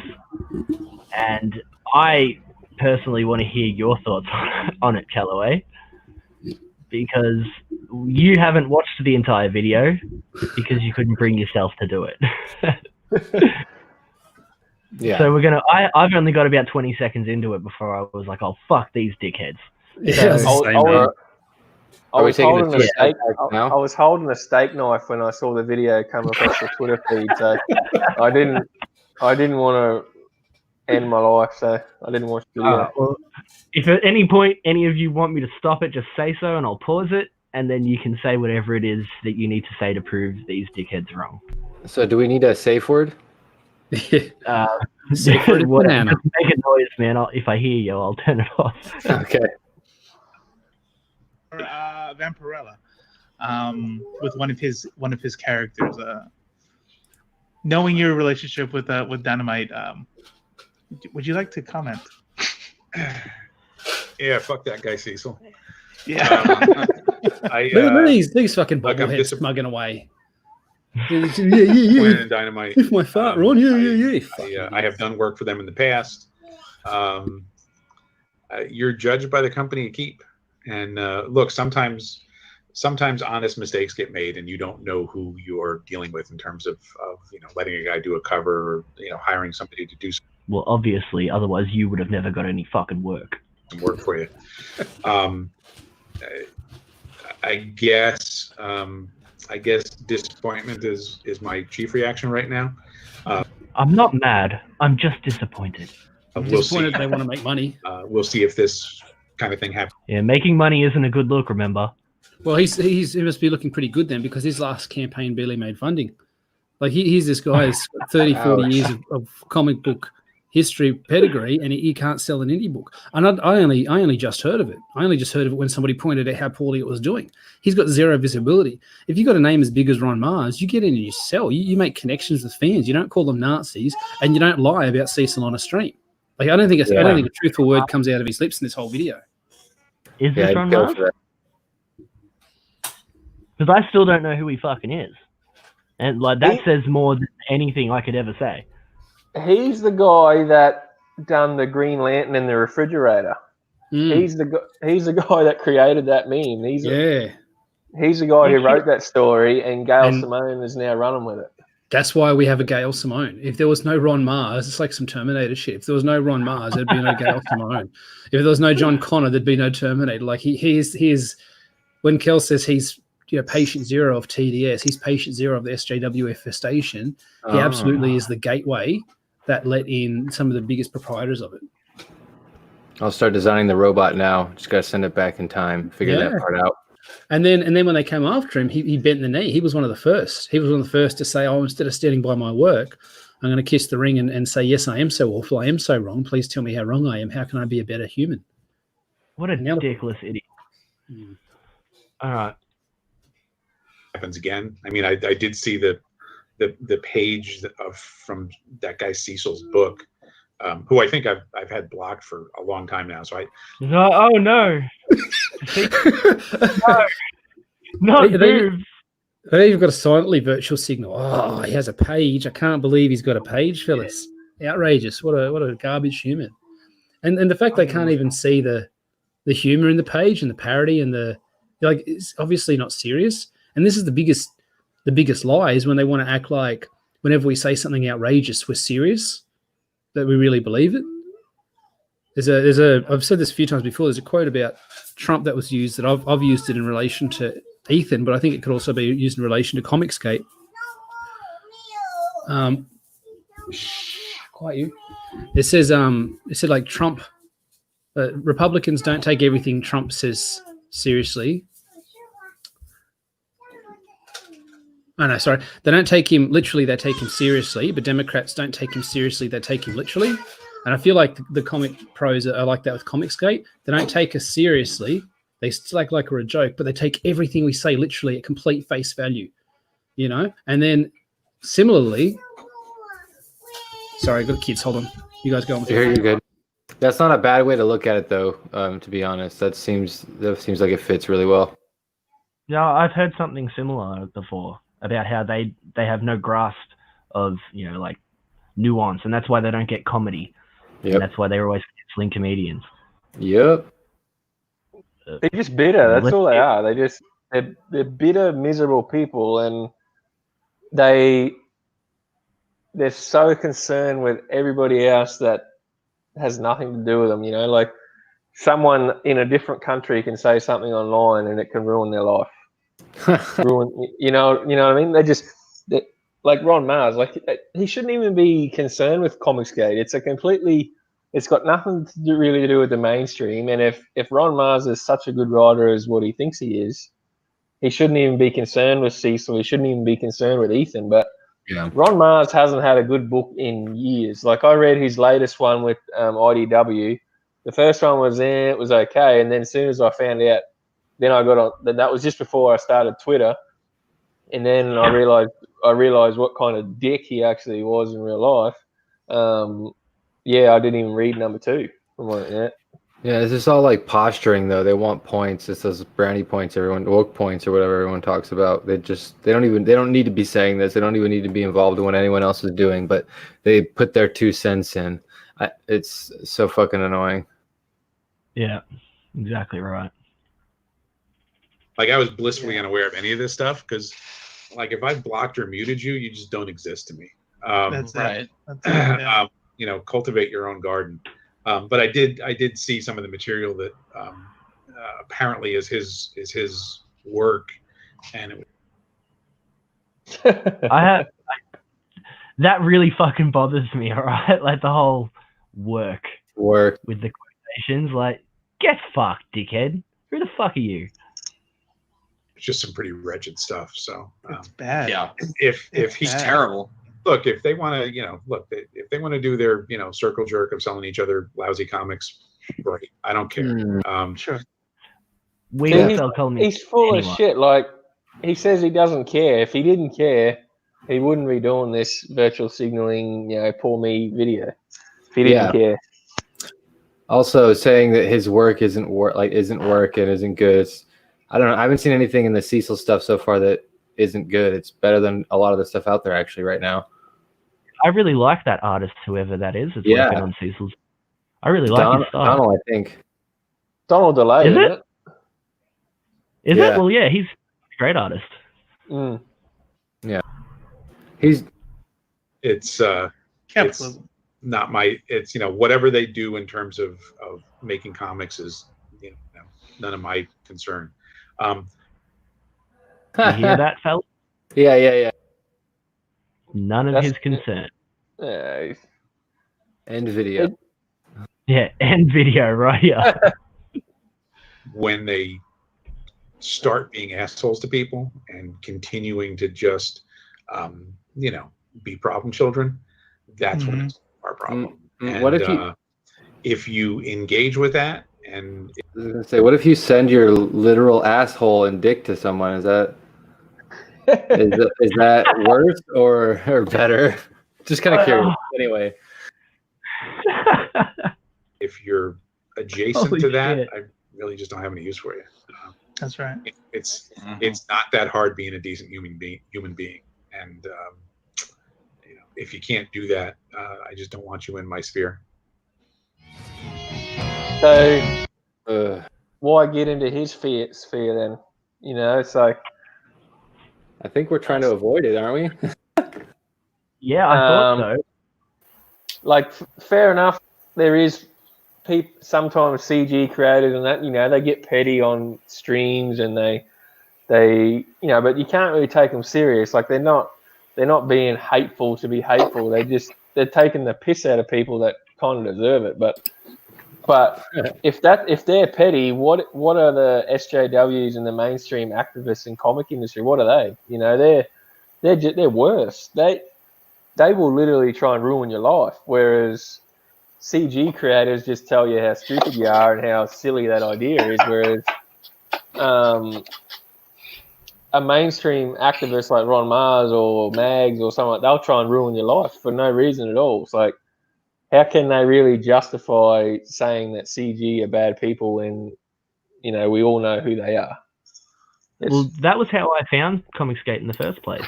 Was I saw them arguing with bloody Tug, and they were doxing him. Like, I saw his face and I know his name and everything because of these dickheads. And I looked into it. I was like, okay, who is ComicsGate? And when I did actually look over and was like, oh, hey guys, what's going on? Everyone in here was just like, hey, here's a comic book. Do you want to see what I'm working on? It's really cool. I like your drawings. And there was no hate at all from anyone. And that's why you constantly see me messaging, like, you know, commenting and talking to actual SJWs and other people that are on the other side. And I'm always like, we're not a hate group. Like, I have gay friends, I have black friends, I have women friends.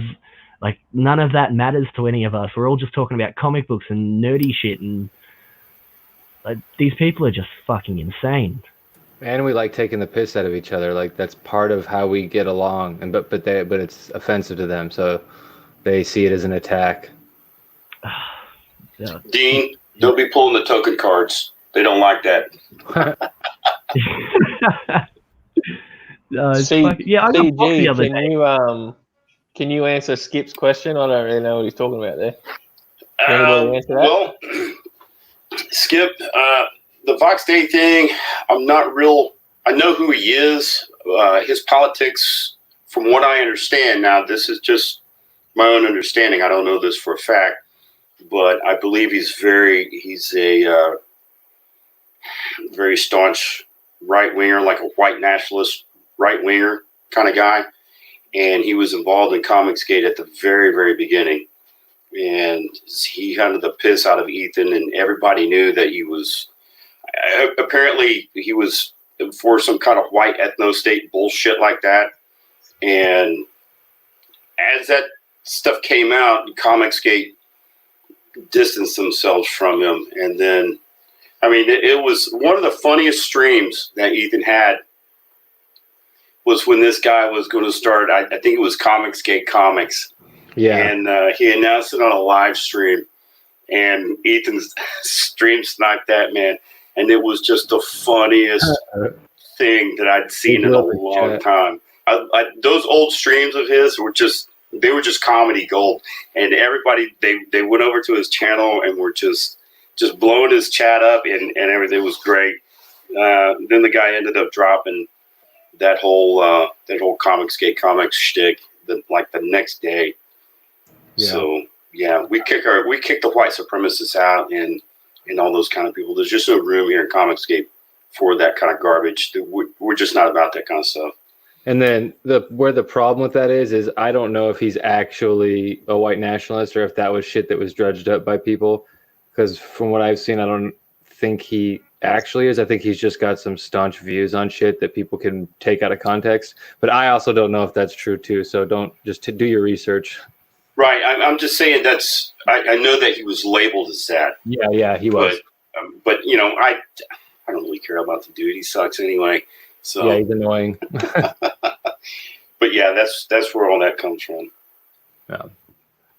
My first ever hearing about ComicsGate and what it was, I never even knew about it. I was just talking to a guy about comic reviews and stuff, and I was saying that I've seen this one comment. This guy was tearing this review to shreds or something. I can't remember. I don't think it was Zach, And the guy I was talking to, he said, yeah, that's those ComicsGate people.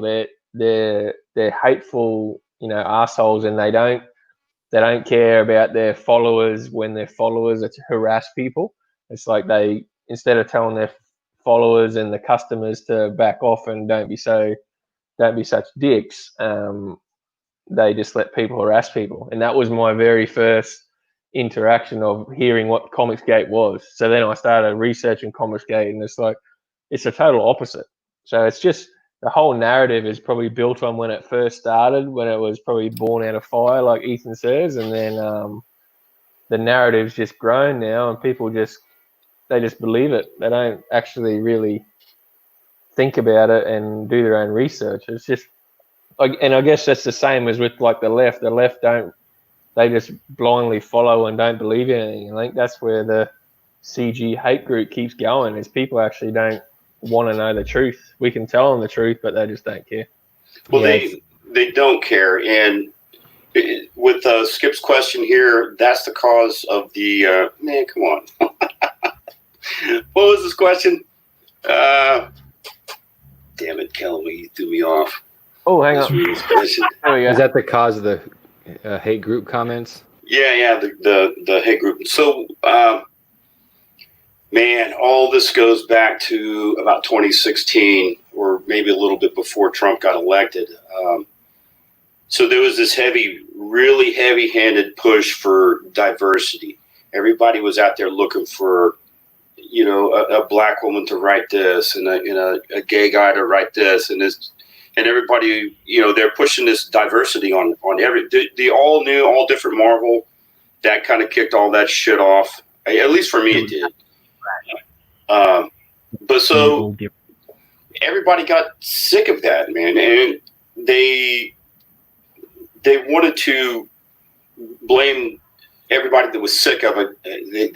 They labeled them as Trump supporters, and then that's where the Nazi bullshit came from. But it was just all comics fans, just general comics fans of every race, color, creed, gender, whatever. They didn't want this new bullshit that they've been pushing on us for the last 4 or 5 years. And so that's why they call us a hate group, is because they think we're all Republicans. that's where it comes from. Even though most of us aren't. Right. They just generalize everybody, and they have no idea that there's liberals out there that don't like this shit either. So, but these SJWs that throw these labels around, they're irrational people, and they think they're getting something out of this. It's so dumb. Yeah, it's the far left. They're pushing the normal left and everyone else further and further right. Yep, that's exactly what happened to me. Yeah, same. I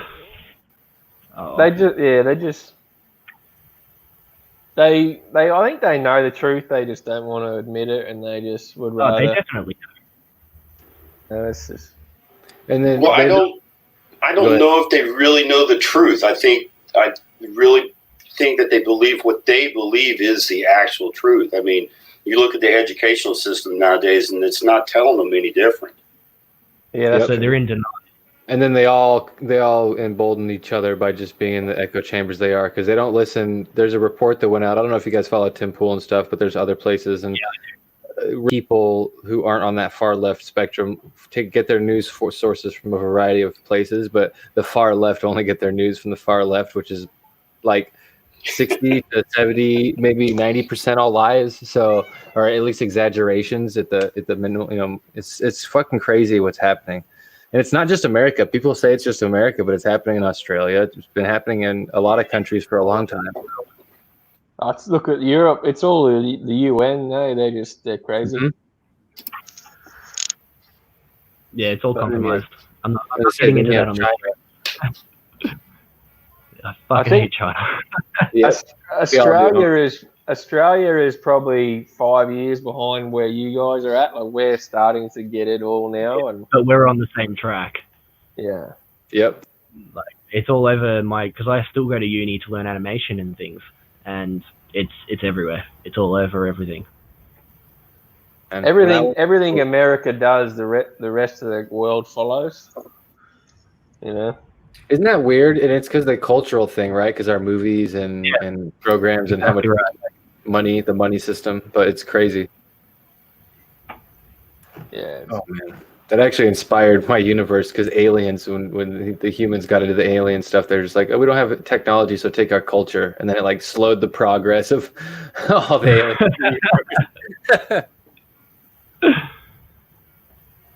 aliens. Can you guys see my screen? Because I'm not in the stream yards at the moment. I believe so. Is it the 8th? Yeah. Are you showing the 8th? Yep. Beauty. I don't know anything about this, so if any of you guys do, feel free to say something. I just saw it today, actually. Yeah, so did I. I just think it looks cool. So, yeah, let's watch this video.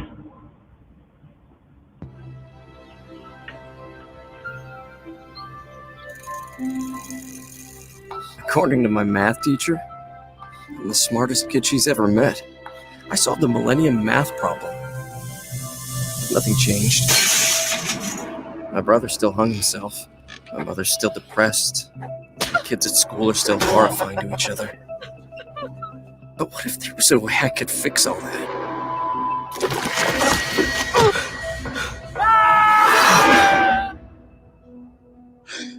What if I could take this broken world and reassemble it? And even if the world didn't want to, I would make it change.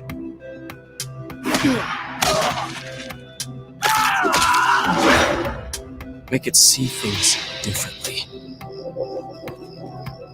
The only problem is that sometimes the world pushes back and makes you do things. Terrible, terrible things.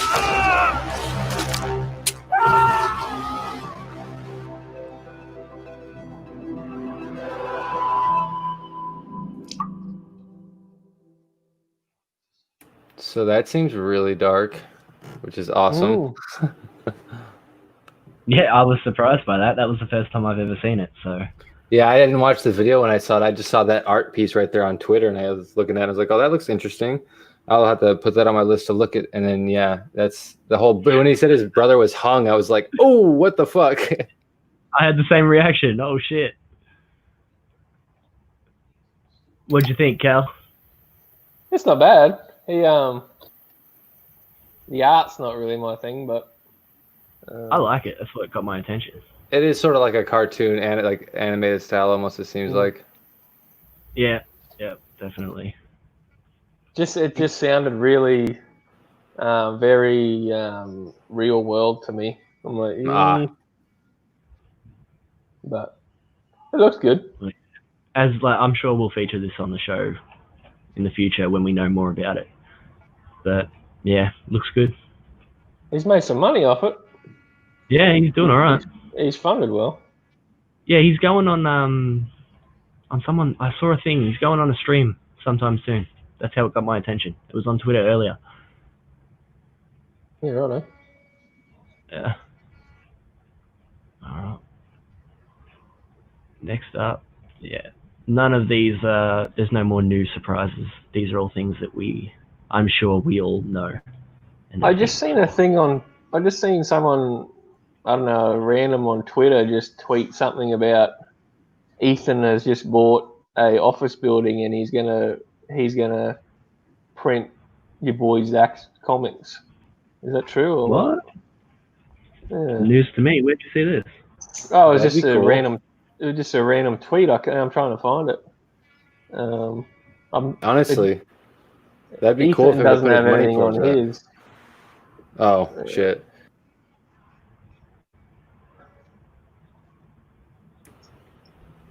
Like Ethan hasn't said anything on his Twitter, so whether it's true or not, I don't know. I have no idea. Oh shit. Skip. Yes, I don't know. I just seen someone random Twitter, but now I can't find it. So I guess watch this space, see if it's true.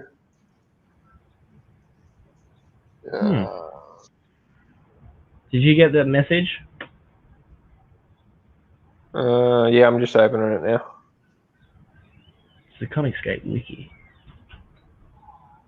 Interesting. Alright. Well, anyway, this is the last Aussie book that I have to show us today. Oh, wait, no. Still got to show you. Yeah, no, we can keep that one for next time. It's fine. But yeah, Xenotype. Everybody's new favorite manga. Manga, as Lee would correct me.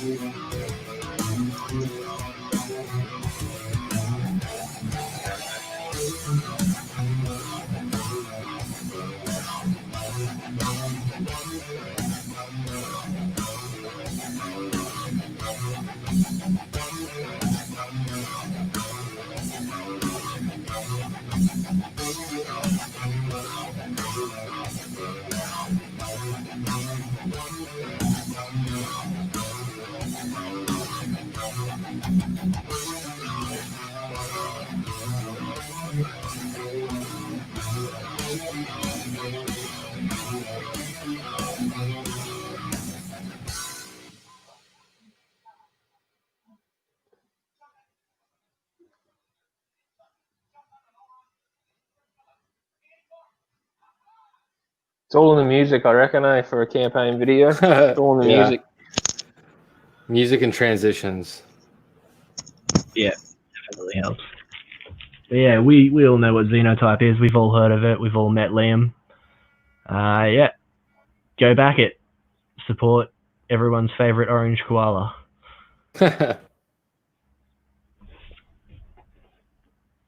Ready for this, CG? You'll know all about this. Oh, yeah.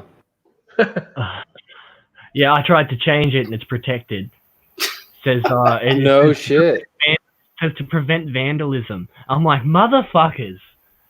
Who actually does this? Who puts a Wikipedia up? Anyone can change a Wikipedia until it gets changed so many times that they lock it. You probably got to have the Whisper Network authorization. Yep. Do you know what would have happened? Is this would have been written by some SJW fuckhead, and then someone else would have fixed it, and then some other SJW would have changed it back, and then they would have reported it to Wikipedia saying, "Oh, people keep vandalizing this page," and now it's locked in with the wrong description. Yeah, this is all part of that information war bullshit, though. Like perceiving. Yeah. Exactly. It's why they never spelled ComicsGate properly. Yeah, because they don't want to they want to insult you, but then they don't want to have to back up their claims when ComicsGaters see the tweets. Yep. No conversation can be had. Exactly. What's going on, Skip? Have you got your mic set up this time?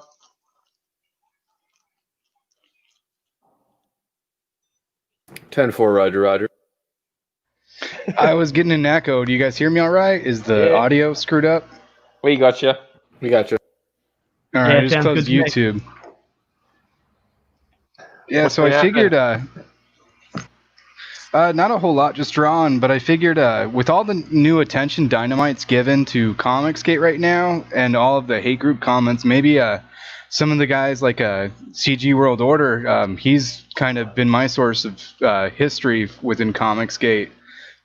Maybe we can get through the talking points about this shit that everyone goes to when they're talking about the group, you know? Yeah.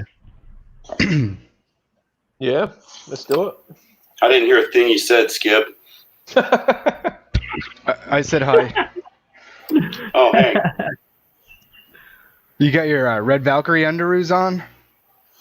No, man. I'm just sitting in my skivvies right now because it's hot as hell. I'm not allowed to have an air conditioner on. That's. We really are on the other side of the world, aren't we? It's damn near raining where I am. Yeah, it's raining up here too. Well, me and Skip aren't. Me and Skip are on the same side of the world. Yes. So And I'm crammed up the butt crack of the world. Well, CG World Order, is there anything you'd like to say about this Wikipedia page? I'll read this first paragraph here, and then we'll let Salty CG World Order take it from there. ComicsGate is a campaign in opposition to perceived forced diversity and progressivism in North America superhero comic books, including the creators hired, the characters depicted, and the stories told, which proponents argue that led to the decline in both quality and sales. Well, there's no arguing about it. The name is derived from from Gamergate, a similar movement related to video games. Its members presented as a consumer protest, primarily advocating their views on social media. Some have produced books intended to reflect the group's values. It has been described by critics as part of an alt-right movement. Everything's alt-right these days. As a harassment campaign, which targets women, people of color, LGBT folk in the comic book industry. It has been blamed by critics for the vandalism of one store and threats of violence against others. Okay. Perceived forced diversity. Perceived. How much have we heard about diversity over the last 4 years? Brie Larson didn't want any white men criticizing her fucking movies. Well, even before that, they were turning all the main characters into people of color or whatever, minorities, however they want to put it. But that they should just made their own characters and added them to teams and stuff like that instead of just whitewashing or replacing. Yeah, it all started with the race swaps and the gender swaps whenever it went into movies and TV shows. Yep. And because everyone was like, oh, it has nothing to do with the character, don't worry about it. That was how they, got in. Right, but I mean that's all that you hear in every corner of the entertainment industry. That Kathleen Kennedy, all that bullshit about bringing more women in, and I mean it's just they're just puking this shit out of their fucking mouths every single day. Oh, we need more women. We need more LGBTQ, PLZ, and just all. I mean, just you can get online and just pull up thousands of these articles over the past several years, and these motherfuckers just saying perceived. That's perceived. Perceived diversity. They're just crazy. That alt-right movement is just it's just crazy. Jesus it shows how fucking stupid they are too, because they do not know the difference between actual diversity and tokenism. Because what they're preaching and what they always want is tokenism. It's not actual diversity in any way. And then when you try to explain that to them, they call you an asshole. When I was in school, I dealt with that. What's funny is I have a story I wrote that stars a black female, and it's called Savage or whatever, and she goes through all these trials and tribulations and stuff. But I was told by these same people when I was in school that I can't make a comic like that. No one will accept it because she goes through too much trauma and she's black and a woman. They'll see that as abuse. So you can't have people of color in trials and tribulations. You can only make them powerful. Everyone loves them, all that stuff, which is another one of the problems. That is one of the biggest problems, if you ask me. Oh man, I don't know. I don't know what they think they're doing. Well, that's one of the big things in the mainstream. That every female character is just so strong and can defeat a male character with one punch. But they don't. There's no other dimensions of their character. They're just so one-sided that I'm a hero. I can do this just because of reasons. There's no character development. There's nothing to the character. It's just this is who she is, and you should just believe it. Yeah, exactly right. They start off super strong and perfect in every way, and then they finish off the exact same way with everyone just validating them and complimenting them the entire way along. Then they get some food. Don't forget that part. Yeah. Oh yeah. They've got to get themselves food. Usually something stupid like an egg sandwich. And But like my main, like one thing I will tell you is about my book, is my main character loses every single fight, almost all the way up until the end. I think through the entire 2 books that I have already written, she wins 2 fights out of all of them, and she's in a lot of fights. So, like, it builds character. But you can't do that. Abuse to women. Oh, I'm gonna hear those comments for sure. People are gonna say, "Oh, you just like to see her get hurt," and it's like, no, I just wanted her to seem tough. I got that exact thing. People were like, "Oh, this is just pornographic for you," and I was like, "No, I just really like Running Man, the movie, and it was awesome, and I want to homage that." Exactly. I mean, what is a hero without the hero's journey? Not a hero.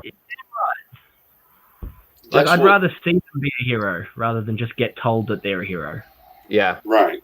It needs to be earned. Mm-hmm.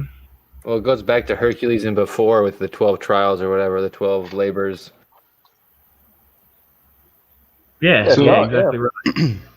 Another thing that on like Twitter and things like that, when all the detractors show up, and I'm just thinking about it because of this week, Dynamite's kind of canceling Cecil's covers, giving ComicsGate a lot of new attention for the detractors. But so who are these people that have launched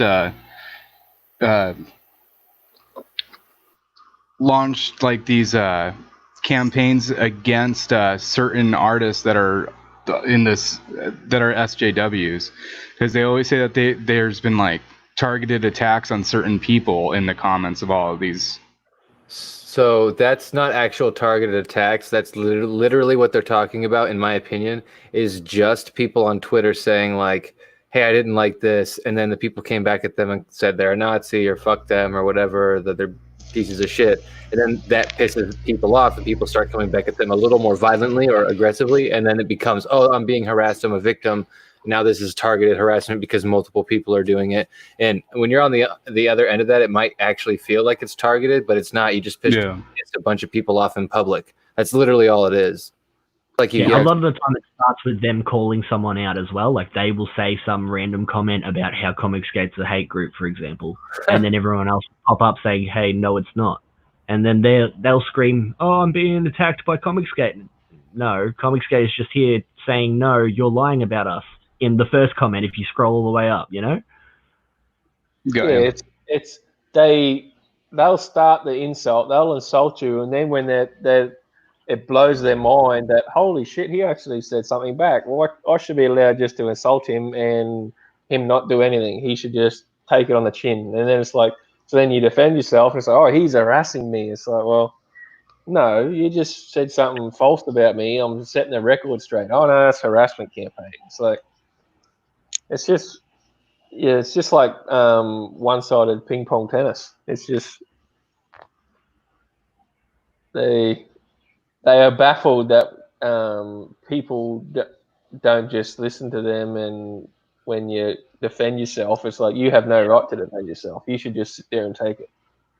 Yeah, it's beyond their comprehension too. They really do not get why you're not just taking their word as authority, and that just makes them angrier. Yep. Yeah, it seems to be the same argument over and over, but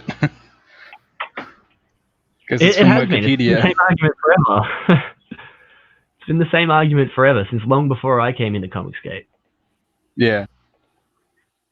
It's getting old. Like it's just repeat, regurgitate. They say the talking points, they say the buzzwords, so that people that aren't familiar with it, they just say, oh, geez, hate group. You better stay away from that. Yeah, you saw my tweet about how I find it all the time. Yeah. All you got to do is a hate group, comics, followed by like bigot or something else, you know? In any order, it doesn't matter. And you'll find it. And then you just click on latest and you'll see a whole bunch of them from that day. Just imagine like the type of life you have to live to do that, because it's got to be pretty bad, especially to fuck with people who are just trying to do their own thing. They live on Twitter. They have no lives. I read I've been trying to find it for the last 2 days now, but there was an article somewhere and it said that Gail Simone tweets on average 5,000 times a day. Who the fuck has time for that? Like, I was shocked. What would we work it out as? It was like 4 tweets a minute. 4 tweets a minute. 200 tweets an hour. It was fucking shocking. But either way, I don't have the time for that, like, at all. Every time I'm on Twitter, even right now, like, I'm not doing any drawing or anything. I'm streaming. If I was to do anything else, I wouldn't be on Twitter. But these people are just on Twitter 24 hours a day, talking about how great they are without actually doing anything. I'll read this pack. Professionals in the movement complain of discrimination against them for their socio-political views. Van Sciver says that anti-conservative bias has led to the oppressive social justice warrior harassment blacklisting. Industry veteran Chuck Dixon has alleged that in the industry's pursuit of more diverse marketplace as a published punishment for political views, he was blacklisted by Marvel and DC. DC published a 12-issue miniseries written by Dixon in 2017. Artist Tim Lim said in 2017 that he had been blacklisted after new publisher Mount Olympus Comics chose to not use the covers that he was working on for them because the political content of the work he had done for Vox Day and Dixon's alt hero was too controversial. It's just full of shit, eh? It's just lies. Yeah, it's literally just lies. Yeah, the whole, the fact that something unrelated to the cover itself can be controversial enough to affect, do you get what I'm saying? Like, it's just, I hate it. It's so wrong, the fact that, he worked with someone who I don't like in the past. Now I'm not going to work with him because he worked with this guy, And the whole guilt by association. Yeah, that whole thing is just bullshit. I don't buy that at all. You can fuck off with that. Yeah, you judge everyone on an individual basis because you don't know if that person may have grown up with somebody and just overlooks their flaws. There's people in my life that are not perfect people. I mean, I'm not perfect, obviously, but there's people who are like, ooh, I don't know why you do that, but I still fucking hang out with them and stuff because they got my back. What do you want me to do? Yeah, like 90% cool, 10% shit. What are you going to do? Exactly. Yeah. It's just crazy. It's a bit off topic, but while Woodrow and CG are here, CG Woodrow, he's getting his book into a comic shop. So we know that's been your mission of late. Maybe he might be able to give us some pointers on how to get shops. Wait, for me to give pointers? Yeah, I don't know if CG heard any of that. He's probably, but yeah, we've been trying. He's focused on that lately. He wants to get everyone into the shelves eventually. Oh, I see. Yeah, no. So Skip was actually talking to me about doing that, because I came to him saying it was something I kind of wanted to do, and I realized he was out here or either way, it got brought up somehow. But I do want to get my books into local comic book shops. I'm just trying to figure out how to do that. And there's some people I want to meet out here and figure it out. So I am working on it and just. Yeah. Well, because I don't know how big you want to go, but I'm only going to have about 750 copies of my book, So I actually went to my local comic shop when I went to buy some books and actually just straight up asked him. I was like, "Hey, when I have my book printed, will you stock it on the shelf?" And he said, "Yeah." Oh, dope. So it could be as simple as that, man. You might I don't know. In America, you guys have a lot of fucking idiots running your shops, but in Australia, our comic shops are actually really chill. This has to be the goal. It just absolutely has to be the goal. I mean, you guys are sitting here, you're creating these books and everything. And again, Todd McFarlane is a model. He's not going to sell Spawn on Indiegogo or Kickstarter. I mean, the one was, just a special event kind of deal. But to get to his level or any of the other smaller but still very successful guys, you're going to have to get your books out into the marketplace, into bookstores and into comic book shops. And hopefully with this thing that Mitch Breitweiser did, maybe back into the, regular department stores and gas stations and places like that. That's, everybody wants to be a comic creator, but they also want, to make a living off of that stuff. I mean, the end goal is is to live like Ethan and Todd and Dan Fraggy, you know, make a good living and have fun while you're doing it. You want to be successful with this. And I can't imagine anybody with, you know, just more money than Ethan. Yeah, Exactly. yeah. The goal is the absolute goal is to kick Todd McFarlane's ass, and to be able to say, you know, Todd, he did okay, but I outdid him. If he would have followed my model, he'd be, you know. But and the only way you're going to get to that level is to get off of Indiegogo. I can't imagine that there's creators out there that's just going to be content with keeping their books on Indiegogo. There's just not going to be that much exposure. People were talking about Dynamite, and well, Dynamite's, you know, going to put eyes on us and everything. It's just like, really, how many people are really going to sign up to, you know? Too many people don't like Dynamite. Yeah, it's just not going to happen. And that's that. I heard that argument with Anna and her cover, because they're saying like where her platform is really huge. Well, that was ages. Yeah, but you know, it's still kind of going. It is, but my point is, her platform really didn't help a whole lot. I mean, most of the people that were probably in ComicsGate were probably already following her because of the overlap that we share with the Phantom Menace. But that's still not going to be enough to, one, catapult you guys into extreme success, and two, the only way to compete with the industry is to have your books, and I've said this a million times, have your books on the shelves right next to them. That is the only way to do it. That, and I think another a target for me that I've been thinking about, it would be nice. It'd be nice to get it in, like you said, gas stations, I think you mentioned, but then and also like Walmarts, but on where like the Magic cards were. I don't know if you guys played Magic, or like Pokemon cards or Yu-Gi-Oh cards. Somewhere in there have like a section for comic books where as people are sort of standing in line, they can be like, oh, someone in my family or me myself might like this, and just get a cheap version of it. Yeah, absolutely. I really think that can be done. I mean, Mitch just cracked. Isn't that what the Red Rooster guys did? Yeah. Like they split them up into like 3 or 4 parts, and then they're in Walmart now. But they just did it in the wrong order. Yeah. Get your book out first, then split it up. Yeah, that's true. But you know, he did it though, so that right there tells you that it's the point is possible he's got a shelf in Walmart. I mean, I can't remember. I think they said that Walmart ordered over 1 million copies of those books. Holy shit! And I think that's only because of the amount of people that bought into Red Rooster, though. Maybe I could be wrong. There could have been stuff before that even happened in the works. I have no idea. So this is just me talking out my ass. But because when I messaged Todd McFarlane about toys once, because I was like, just like, I'm curious, and I got back a thing. You have to have, I think, I could be getting my numbers wrong, but I think it was at least 25,000 confirmed customers or confirmed interest, basically. Like, you have to prove that there's a customer base. So it could have been something like that, possibly. It's very, very expensive to get toys made here in the States.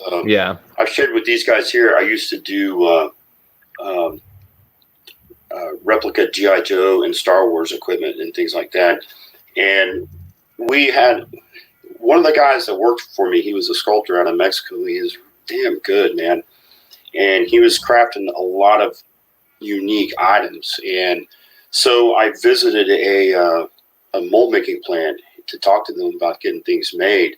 And just like one little 3 3/4 inch scale rifle, they're like, yeah, we can do that. It costs you $25,000. I'm like, fuck you guys, Holy man. shit. $25,000. That's why everything's made in China, man. And we talked to Chinese manufacturers, and they're like, yeah, we'll do it for $10,000, and you could have a mold however big you wanted it with, several parts in there, as many parts as you could fit in that small mold. And so $10,000 plus, and I think it was like 20 or 30,000 parts. And so tons of bitches. Yeah. So I can understand, Todd saying, well, you need 25,000 people that are interested in this before we move forward with it, because it's damn expensive. I'm kind of wondering, I wish Ethan would talk more about how he got all that started. I was really interested in his toy production and how he nailed that down. But I'm really looking forward. Did you see the action figures? Not the little models that have already been revealed. He's got action figures coming out, and they look way Yeah, more I've seen detailed. I've seen pics here and there of his Cyberfrog. I haven't seen the Salamandroid yet. I'm gonna get the Cyberfrog and the Salamandroid for sure, because I love Salamandroid. Yeah, Salamandroid is just Ethan's awesome. got me. Yeah, it's a cool character. It's a cool character. Ethan's got me with those things, so no matter what, I really I'm gonna like keep buying. Battletoads in Ninja Turtles, so I just backed Cyberfrog off that. I was like, oh, this is just more of that nostalgia, and it hits. So I was like happy. Yeah, same. The Heather Swain one looks dope as fuck. No, it still doesn't look like Heather. You know how I'm gonna tell you all the time. I get real picky when it comes to that sort of shit. The toy doesn't look like Heather yet, so I don't want the toy. Yeah, in the comic, you get like the Megan Fox vibe, but then in the statue looks a little bit different. The face is too thin. It's too thin of a face. She's got like a much wider face. But I know because I had to make a point to learn how to draw girls. Yeah, I could draw superheroes no problem, but I couldn't draw like a pretty female face. It took me forever to figure it out. And so I made a point of noticing these sort of things. And Heather has like a chubbier face and a much like thicker, like a heart-shaped face almost. Whereas like I have to think about these things because if I'm drawing my female character next to another female character, I can't just have two of the same face. Like it was Rob Liefeld. Was it you, Cal, who was complaining about the noses? Rob Liefeld does it. Yeah, that's exactly my point. Is I don't want to have someone who's not even an artist turn around and say I hate this guy's faces. You know, he draws all faces the same, and you're not even an artist, and you're noticing that. Like, come on. You know, so yeah, I spent ages making a point of figuring out how to draw women's faces, and the Heather toy does not look like the Heather drawings because her face is too thin. Sorry about that. I went on a rant there. If I got it, I wouldn't get the baseball bat one because that's just too much like Harley Quinn. Nah, what have you got against baseball bats? Oh, I don't know. Just that's the first thing I thought of. Harley Quinn with a baseball bat. I went, wouldn't get that one. I'd get the other one. My main character has a baseball bat. Oh, a bit of wood. It's like a tree branch. So what's... Is that too much like a baseball bat for you? So Skip, what's Brian Pulido's model? What do you like about that? He does he does his graphic novels. He crowdfunds those. His single issues, he's still in Diamond distribution. So if he's going to do like a foil cover variant, he'll do that on crowdfunding. But then his single issues, I think they're around $10.99 an issue. They're usually prestige bound, glossy.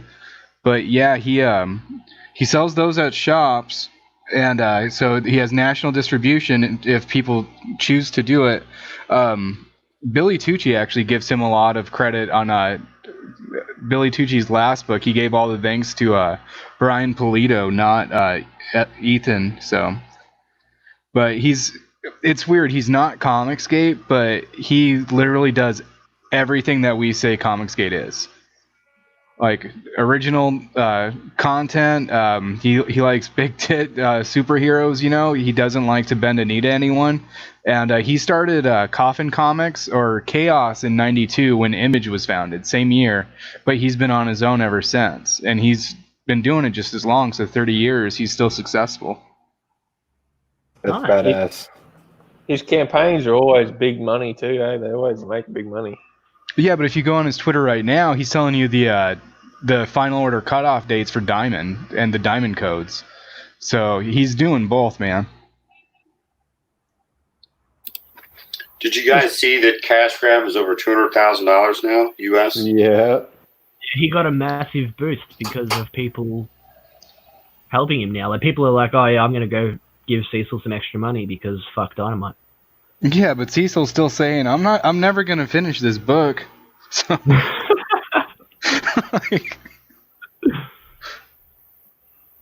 what do you guys think the odds legitimately are of him finishing that? I honestly, like, if we're being real, he's going to finish it and he's going to release it. Okay, that's what I feel too, but I don't know. I feel like some people just honestly know they're never going to get anything. So what are the chances of him getting sued when he releases it because of the people that are in it? Like, he's obviously using their likeness if the video means anything. The human Cecil Pete is going to get him in trouble for sure. What's it? What's it likeness to? They changed the head. The head was it was Gail Simone or something, but now it's Malin, and basically everyone. But it's got the creator of Earthworm Jim in it. Yeah. It's got all of those guys, the schemes and scams that's what I was guys. getting at. The comic. The whole Cecil Pete is made up of them. Well, they've already tried to pull it down from the Dirtworm Doug thing, didn't they? Yeah, they might try to take it to court after it actually makes the money and gets out into people's hands, but who knows? I don't know anything about the legal system, so don't take my word for it. It's like maybe you'll have that South Park disclaimer on it or something that they're represented poorly if they do look like someone. So yeah, maybe. Oh, that got them out of so much trouble. Right, dude. Even as a little kid, I understood what the hell that was doing there and why I was reading it. South Park is like one of the last bastions. I think it's still going, right? Isn't it? Yeah, it is still going. I don't think they can cancel South Park because they can't go for the whole diversity thing because it's just two guys. Yeah. You know, they're like, oh, you can't have anyone doing this voice of this black character, and he's like, I do all the voices. Yeah. So, that is so I don't know, but funny. I'm sure they're coming for it. They're gonna try and come to South Park. They always. Oh yeah, at some point they will, and I'm pretty sure they might die on that hill though. Those guys, Trey and Parker or whatever, or their name. Trey Parker and Matt Stone. Yeah, there we go. For sure. They got a International Diversity Award early on, like the third season, when they had the gay animal rescue. Yeah. They got an award for inclusion for that. That's great. So they can shove that in anybody's face 20 years later, right? Yeah, they won a it was an Emmy, I think, or an Oscar. They won whatever. I don't pay attention to the awards, but they won an award, and then the very next episode they did the Bono is a big piece of shit episode. And then they had the Oscar. They had the award popping up on the screen every 5 minutes or so, saying this is an award-winning show. Nice. They're so good. They're good trolls. Yeah, man. They're the best. That's great. Oh, Cal, can you share this screen now? We'll go on to the next comic book because I'm running out of books now. I still need to get this one. This is one of the first ones I got. The color, I'll scroll down real quick. Look at the page work. The art and the colors alone made me want to buy it. Is it still in demand? Yeah. You can still get it. Nice. Okay, I'm Because I only got it a few weeks, like a month ago. All the covers in this look good, man. They're.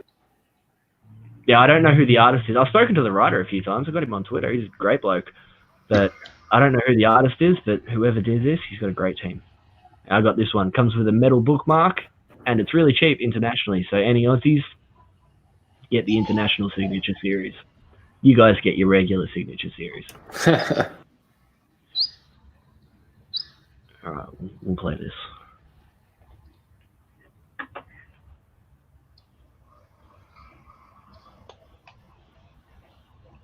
Maybe.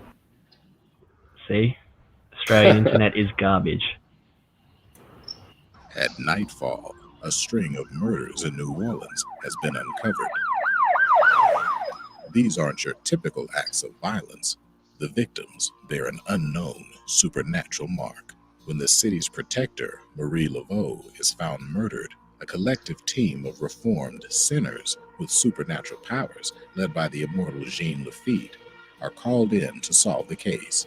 As they delve deeper into Marie's death, they begin to suspect the rise of the Black Queen, an entity that has been asleep for centuries. Now awakened, her evil threatens to free the ancient gods of chaos and cover the world in a cloak of darkness. I smell human. As her minions crawl out of the shadows and threaten to unleash horror upon the city, only Jean Lafitte and his team of hunters stand between the darkness and the total destruction of the city. All help now rests in a team simply known as God's Hand. Hey guys, my name is Anthony Figueroa, and I am the creator of the God's Hand story. This idea was created by a challenge. I was asked if I could create a story that was uniquely New Orleans, which would showcase the mystique and the flavor of the culture while using real New Orleans legends. Thus, the God's Hand story was born. To help me bring this story to you guys, I brought together the same talented team that successfully crowdfunded the Chronicles of Count Carlos back in 2017. Jesse Heggie, who did all the coloring on Count Carlos, is back, and he's going to use his amazing skills to bring the supernatural world of God's Hand to life. I also have Marcus Tagisu back. He did a great job on lettering Count Carlos and played a vital part as editor to give the book that polished feel. And of course, I've got Armando Leduc, one of the main writers from Count Carlos, on board to help me on the production end of this. Believe me, it takes a lot of work to bring you guys a superior product. Packing all this talent into every volume, we're going to bring the God's Hand world to life so you can feel every raw, untamed emotion, every twist, every turn on every page firsthand. We're asking you guys, the fans out there, to help us bring this project to life. With your donations, we will successfully fund this campaign and get all those great rewards out to everyone who helped us by backing this book. Speaking of rewards, we have a lot of great perks and exclusive items that you will only be able to get through this Indiegogo campaign. Just to give you a sample, we'll be offering metal bookmarks. We'll also have metal prints. We have cool limited edition cardstock prints, as well as an exclusive Indiegogo cover that you will not be able to get anywhere else except on this campaign. So don't miss out. We also have a mystery artist that will do a special variant cover for us that will be released to everyone who backs the book once we hit our goal. I can't wait to tell you guys who it is. So you guys getting excited yet? Because there's more. We also put together a special 48-hour early bird special for anyone who pledges within the first 2 days of the campaign. So you definitely want to get in on that. Thanks again, guys, for watching, and I'll catch you guys at the wrap party. Special thanks to Shane Bouvier, Christopher Leach, Brian Lodages, and everyone here at Heroes Corner for all the work and all their support. You guys did a great job helping me bring this to life. Looks good. I would have split up that part where he's talking in the first part into 2 videos, but it looks good. Was that a Morgan Freeman impersonation? That dude, I was gonna say, what are the odds you think when he got the trailer done, he asked for a Morgan Freeman like narration? Oh, no way. Maybe, yeah. That just kind of didn't fit with that. It sounded like. Yeah. Have you guys seen those Morgan Freeman impersonation wildlife videos on YouTube? And Morgan Dufresne crawled through 2 miles of shit.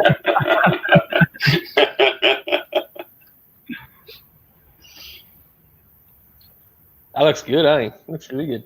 It does look good, though. And I love New Orleans. So.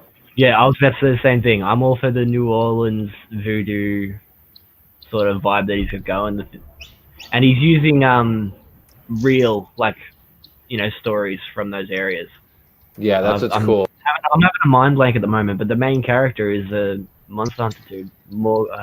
Something, hold on. Yeah, this guy, the John Lafayette dude. He's a pirate, right? I've heard that name and I've heard that story before. So the fact that he's using, characters like that, I always like that sort of thing. But yeah, the art was what sold me straight away. It was one of the first books I backed. That cover right there is the one I wanted. And then if you scroll down and beyond the one below that, it's not the one with him smoking. I think it's like, can't remember what it was, but this one, like I don't know what it is about that one. I love the use of red. This one gives me a kind of a Hellboy feel, but with a little bit more detail. Mm-hmm. Yeah, I don't know what that thing in the background is, but I love it. It looks like a Reaper or something. It's bloody great. Yeah, he's got like the Reaper hook there. I didn't even notice that at first. Look at the skeletons in the. Yeah, that's what actually drew my eye. That's what made me look. I went from there and up. Ah, yeah. See, I went from the top down. That's grouse. I really like that. But yeah, I'm pretty sure I got this red one. Pretty sure. Yeah. Yeah. Damn, man. The stuff in the indie scene is so much fucking better. I started buying Marvel Now stuff, and I was just like, ugh. That's like I always say, like there's so many CG books coming out now that it's like you're actually bummed and pissed off if you miss out on some, or they're a bit late. Whereas like the mainstream, you get like Hickman's just butchered this new Dawn of X, all the new X titles, and like you miss out, and you're like, it'll be right, who cares? It's only the mainstream books. Whereas the ComicsMATE books, you're bummed when you miss out because they're all so cool. When it comes to the mainstream stuff, I'm only reading Death Metal. I haven't bought anything from Marvel or DC in a long time. Yeah, I think the last thing I bought was Indestructible Hulk, and I think I got up like to issue 9 or something like that. Oh, bloody hell. Is that Oddity still on Indiegogo? That trailer video is awesome. Oddity? Find that Yeah, trailer. I love Oddity. I've backed that one as well. Don't worry, I'll be able to find that real quick. See, that's another one I missed. I believe I missed that one. I think it's in demand. I'm not sure, but you can't get any of the perks or anything anymore. Oh yeah, okay. Even I missed out on some of the perks as well because they did a cutoff thing with some of the badges because they needed to get them made. Yeah, hold on. Yep. All right. Got this here. Share screen. Yeah, Oddity's great.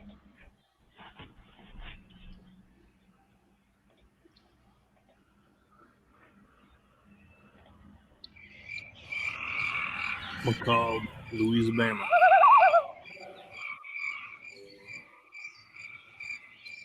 Today.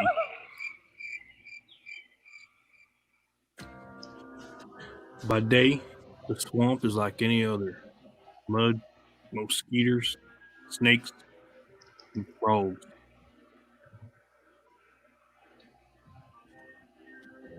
But at night, the swamp is foggy and black as pitch. During springtime, the sound of the peepers is usually almost deafening. But on that night, there weren't the silence. That's how I knew there was demons about. Then something moved in front of my spotlight. I think it was stalking me the whole time. I saw it with my own 2 eyes.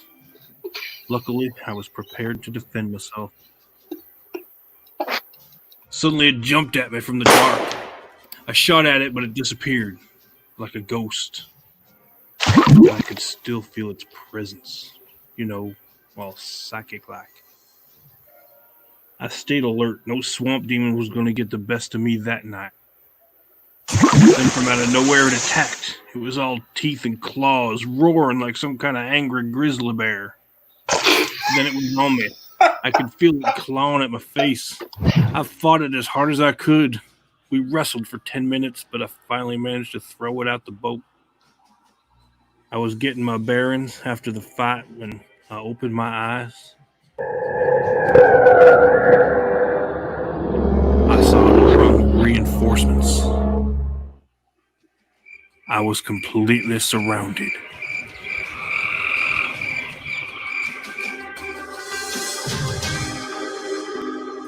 It's fucking funny. The only thing I'd say is don't cock a pistol with your finger on the trigger like that. God dang, boys, that's the worst friggin' bogey accent I've ever heard in my damn life. Ooh, I don't know what you're talking about there, Jimbo. The book looks you good. Think my I couldn't hear Australian it with CG accent's World Order back, though. Kelly. Holy shit, man. Yeah, you're right, Skip. It does look good, though. Was CG World Order talking the whole time? No, man, that wasn't me. No. I could do his little video better than that. At least when you read the book, you'll know what sort of accent to read it in. Right? Yeah, right. Yeah, he released a couple of pages on Twitter, like a couple of they weren't colored or anything yet, but you notice how in the trailer he hits him in the face with his tongue, right? It actually causes hallucinations, and in one of the pages that he released, he hits a guy with the tongue and saves him from like a burning building or something. But when he hits the guy in the face, all of a sudden the guy sees Oddity. I guess we'll just call him Oddity because I don't know what his name is. but they see him as like a beautiful woman with big tits, and he's all happy to be picked up and taken away out of the building by him. That's awesome. Yeah, like, it looks really good. He brought reinforcements. And he's got an Ethan Van Sciver though, like a Cyberfrog crossover cover. Yeah. Here it is. That. That's pretty rad. And didn't Ethan only draw Cyberfrog, then he drew Oddity, or is it all Ethan? No idea, honestly. Oh, yeah, I'll have to look into that. Yeah. Yeah, so he had some cool stuff with it too, before it ended. That's cool. Damn. That turtle dude is badass, that snapping turtle. Yeah. Yeah, I can't wait to read this. I have no idea what any of this is either. Shinobi Sasquatch, oh yeah. And then Monster MD. Yeah.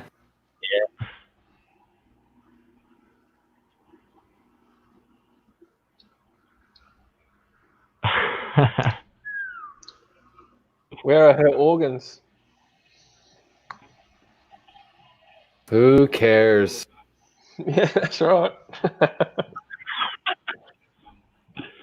There you go, that's Oddity. Alright, we're down to the very last one. This is the last one I had prepared for the day. Dun-dun.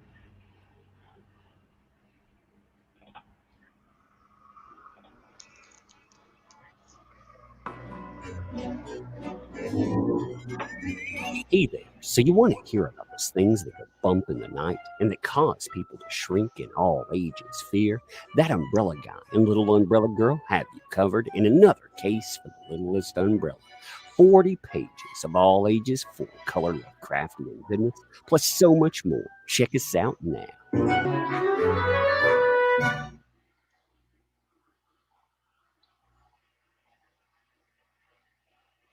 Dang, I feel like you're rubbing in all the campaigns I missed. No, this one's still going too, don't worry. Yeah, no, I missed the first Umbrella one though. Yeah. Oh, so did I had to get this. Yeah. Wait, can you get the first one in this campaign? Yeah, that's what I had to do. Oh, nice. Okay, cool. Yeah, because I missed the first one as well. Yeah. I think I'm up to like 64, 65 backs, but it's like there's just too fucking many good projects. Have you guys ever seen Tug? I've seen pictures of him with the mask on. Yeah, he's like 7 feet tall. Yeah, he's huge. He's basically an orc. I've seen a photo of his face that kind of looked like a mugshot. Yeah. What I was talking about before, what I seen when I was arguing with the SJWs that day. That's the only photo I've ever seen of him. Oh, nice. 6 a.m. 6 a.m. is awesome, man.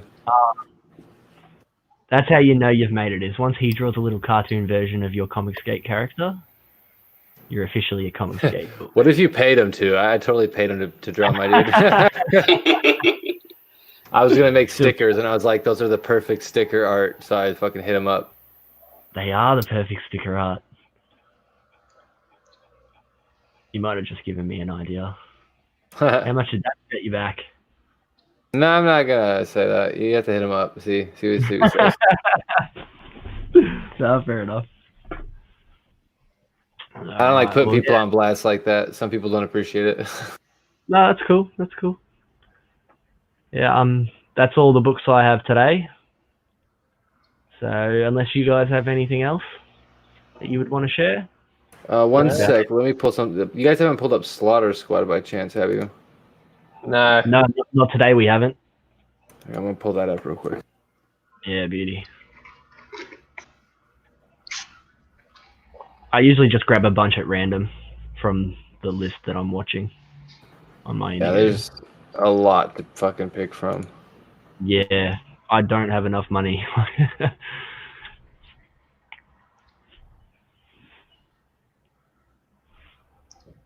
Share screen.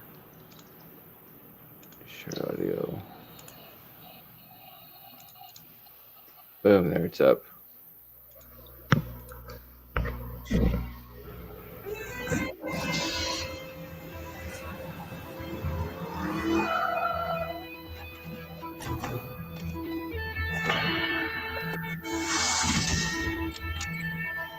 sure you want to go back in there? A bull's gotta do what a bull's gotta do.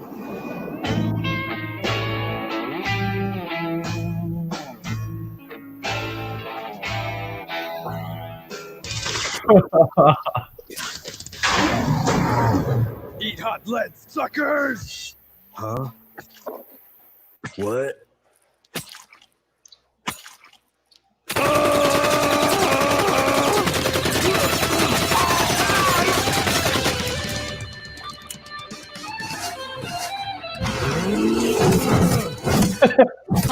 That's with the bull. Get the horn.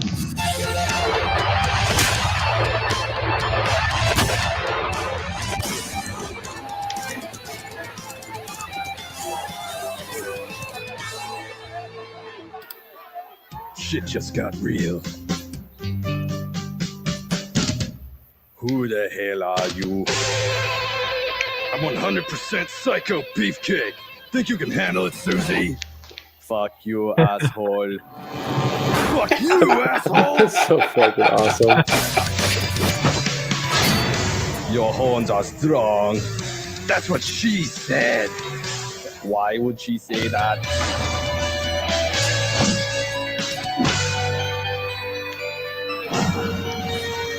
Oh.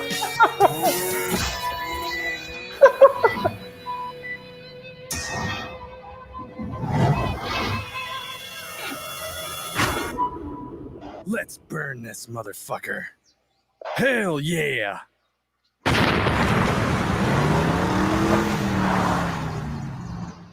Your mama would be proud. Mama?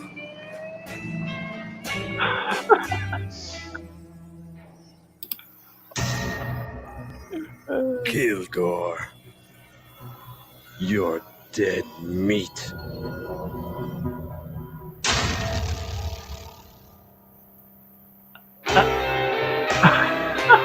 That's the best trailer I've seen. It's so ridiculous. I can't That tell if JWs would love or hate that. It's so good. That is some Adult Swim stuff right there. I love that, It man. is. That was Yeah, it is. great. I absolutely Why loved would it. she say that? So that's a comic book, is it? Yeah, that's Joe King's Yeah, Slaughter haven't you heard Squad that? Volume 1. That's crazy. It's on Indiegogo right now. I think it's. Let's see if it's still got time. Actually, let me look now. I think it's had a couple of days left, but I could be wrong. Yeah, I was hearing about it all last week.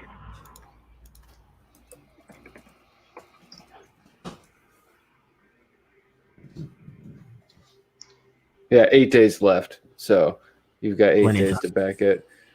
And it's just Slaughter Squad Volume 1. There's one on there that's already closed, but there's one on there that's open. Man, okay, let me see. Oh. I think this is a new cover he got done a little bit ago. I don't know if you guys have seen this one. Oh, great. Thanks, Martin. Yeah, I know exactly who that is. Yeah, he's the guy that. Yeah, I know exactly who that guy is. That kind of gives style. me, yeah, Hellboy style almost too. I mean, it's different, but it's got that sort of simplistic style. It's freaking awesome. Let's see. I am not a mod, so I can't throw the link in the chat, but. There we go.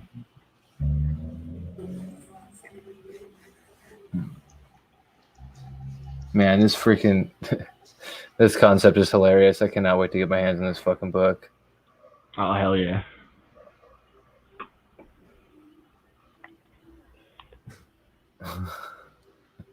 The animated trailer reminded me of Metalocalypse. Have you guys seen that? Yes. It's exactly what I thought of too. All you have to do is add a bunch of very well produced metal. Yeah. And this piece is done by Joe too. This is really good. Hell yeah. I want that. And then there's this Is that gonna sexy be or something, or? this is a pinup. Let's see. Let's look at the perks real quick to see how you get it. I want to say the pinup. So yeah, $30 side comic plus the prints. Ooh. C plus print. You might be able to click what print you want. Because I think I think there's another one. Because there's the pinup of the cowgirl too. So you might be able to select which one you want. Yeah, there's a sexy cowgirl one.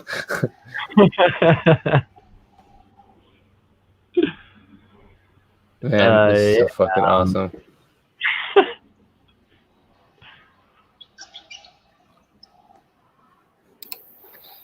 All right, guys, I got to drop out here. This has been fun. Yeah, we're finishing up anyway. Figured out, but you guys take it easy. I'll catch you all in the DMs. Yeah, we'll probably wrap it up shortly. Anyway, gotta go do some shit. So later, CG. You got to finish writing your script, Cal. Yeah, I'm getting there. I've only got another couple of scenes left to write. And then I just got to put it into.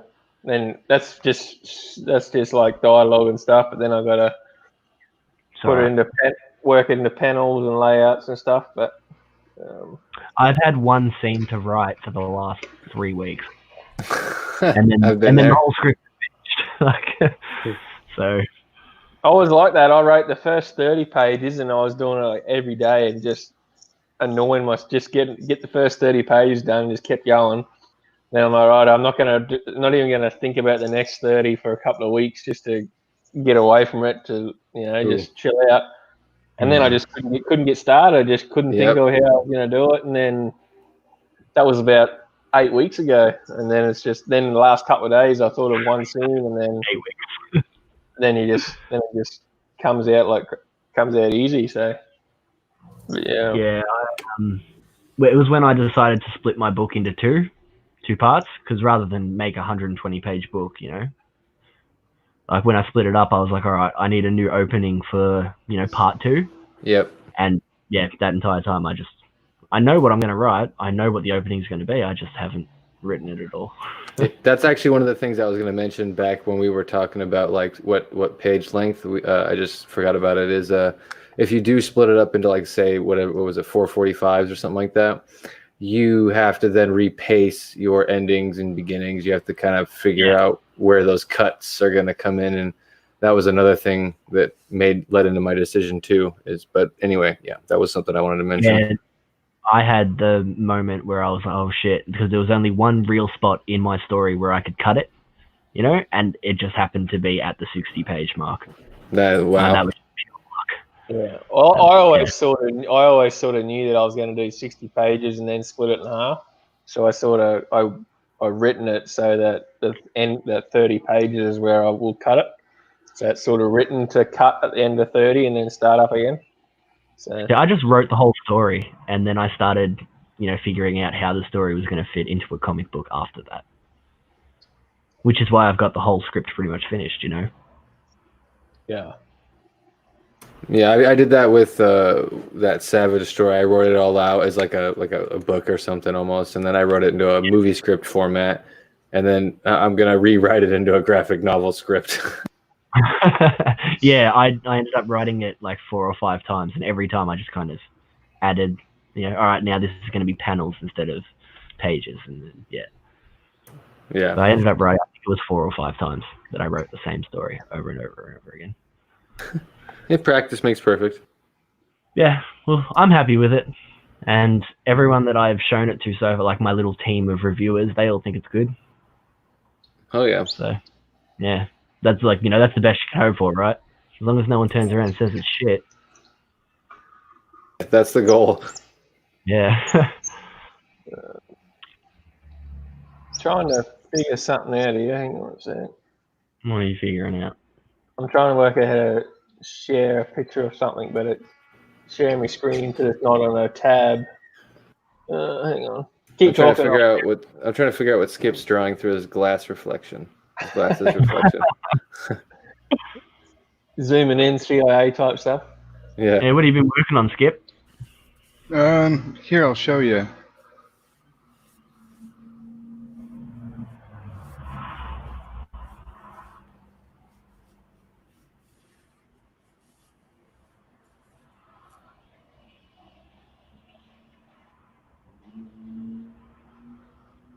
You got that, Callaway? Yeah. This is a page from my book. Oh, got some nice. colors going. So I love the painted style of the colors. It's great. yeah. Do you guys follow Scotsman, Spartan Scotsman? Yeah. So he actually helped me out on something. I chat with him a lot on his streams. He does late night coloring. He's been on Twitch lately, but when he's on YouTube, I try to catch him. Yeah. But I sent him some pictures of what I'm trying to pull off, and I'm trying to get what's his name, Adam Hughes. You know how he does like a painted portrait, like realistic almost. Yep. So I posted a time lapse earlier, doing this panel here actually, because if you look at it, a lot of the outline, it's not black. I inked the whole thing, and then he was showing me how to set my layers so I can actually change the black of the outline into skin tones. So it's kind of a cheating, quicker way to do a digital painting, but yeah. So that's what I've been working on. I'll show you guys another page while I have it up. So here's another page that I've been toying with. So I like the way things pop.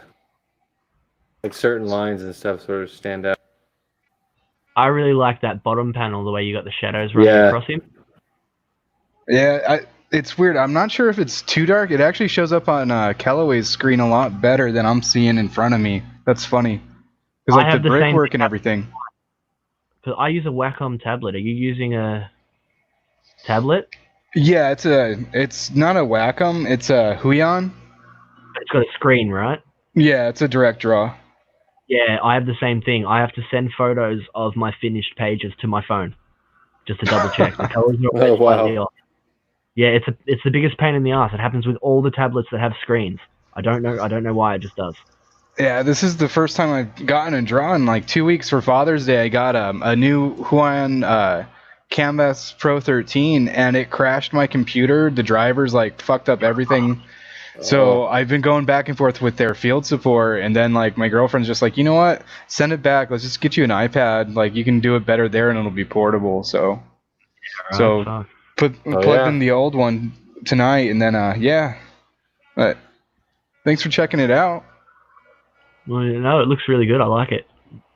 Yeah, hopefully I'm gonna buy a font probably this weekend and start lettering the first 5 pages. And I'll share them to all of you guys so you guys can kind of proofread and tell me what you think so far. But there's a lot of free fonts and things online, you know. The ones that look like they're actually professional quality though, they're cheap from Blambot, but they're still around $25 for the license. He doesn't offer the free currently on the better ones. So, because most of his free fonts I have, but they're not. They don't have the exact look I want, so I'm gonna be picky with this one. So, how much does that $25 get you though? What's that? How much does that $25 get you? Does that you got to put in like so many words that $25 gets you, or is that just? No, that's for the license for that font. You can use it for as many times as you want. That's not too bad. Yeah. Just don't spend thousands of dollars on fonts. No, there's only 2 I want. I have everything else, but there's 2 that I think would look really good for this. So, but yeah, I'll show you guys next week, hopefully. Yeah, I'm the same way. I'm super picky with certain things. I'm mostly picky with art, like when it just comes to the actual, the pencil work. I don't know, like this one, like just sending it out, it's like how many people are gonna review it and complain about the color work or the line work or the pacing, the lettering. Like I want all of it to be at like my best effort at least. Like I want to be as detail oriented as I can, So yeah.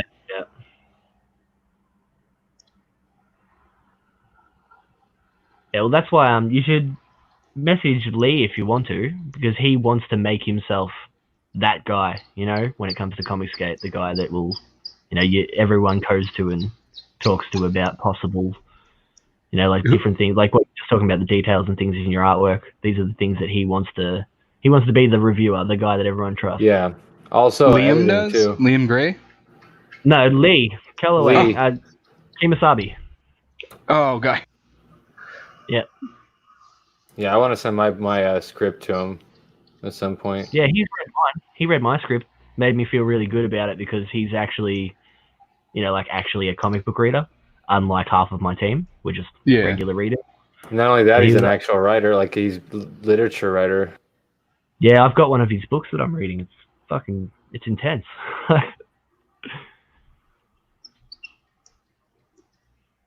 Which one is that? Is that the necromancy style crazy magic one, or which one is that? No? What? I don't know anything about this son of a bitch. I don't know if he wrote that into a book yet. I thought he said he did, but I may be mixing it up.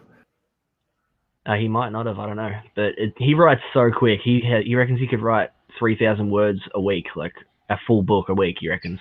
Oh, so it's like Stephen King. Yeah, and the one he gave us, how many? It was 300 and something pages, and yeah, I don't know how many words it was, but it's a mystery. It's something the Saint Denis mystery, and it's fucking good. That off him. It's like a noir story with a detective and shit. Dead hooker. Oh hell yeah! It's bloody good. Like I'm about 100 pages into it. I've been reading it for a week and a half or so, and yeah, he wants someone to review it and like talk to him and take notes and shit. So Yeah, I'm gonna definitely have to get that off him and read it. I think Calloway kicked himself. He kicked me twice last week. He refreshed the wrong window. How does that work though? We're on his channel. Shouldn't he just be right here? Yeah, no, he can still leave the studio and then he just jumps back in on the same link. Yeah. Okay. He's probably trying to close a different window. Oh, his computer froze. Oh yeah. Oh, seeing as he's gone, we will go back to. I'll try and find another comic book to look at real quick. I don't think we can bring it up without him here anyway, though. We could talk about it. Yeah, you're right. What book were you thinking about bringing up, though? Just kind of curious. Not sure yet. I was going to go through my list. Nice. Let's have a look. Nice. Do. Oh man, I think I'm gonna make another baked potato. Those are so fucking good. I'm also a little drunk now. That's great. Mary Boys. Have you seen Mary Boys? Oh yeah, I that's another one that I missed, but people have been saying it's actually pretty good and fun. Yeah, Kimasabi has a review on his channel, and because of his review was the reason I got it. Yeah, I'm gonna have to pick it up. Shay Red Valkyrie, she told me that book was fantastic. I did a stream with her and she was just like amazed. She bought it because she kind of supports most books, but then she's like, dude, there was so much put into this book. Like there's like all kinds of Easter eggs in it. Yeah, it's really well thought out. That's all I've heard. Nothing but good things. You closed the window, Calloway. I'm back. He messaged his computer froze. I was trying to share a photo on my screen, and it just fucking laptop just went to shit. These are all frozen, and then I couldn't hear anything. So yeah, no, fair enough. I just wasn't paying attention when you let us know that. Yeah, keep going. What you're talking about? Yeah, I was gonna open Mary Boys, and I'll chuck it on. But what picture were you gonna show us? He's scared to show now. It might take his computer down again. Chinese don't want it to be seen. That's got to be it. I mean, that's the most logical first case scenario.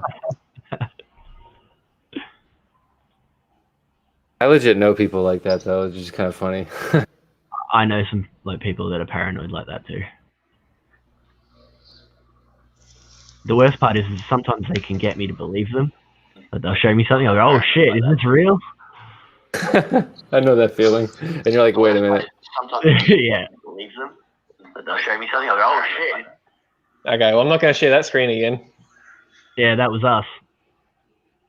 I was trying to show a picture and it just went to shit, so keep going. Oh. Yeah, tell us about the picture. I was trying to show my character because Skip and Woodrow haven't seen it, but the sheriff or his wife? his Both. bitch wife. Did you get an artist, Calloway? I've been talking to one, but he's a bit busy. I think he's got 2 projects, so he can't really do much at the moment. But nice. The script, we should be all right. But yeah, he's pretty good. Send me the image. I'm pretty sure I know how to share it without sound all coming through and shit like that. And I'll play this video while I set that up.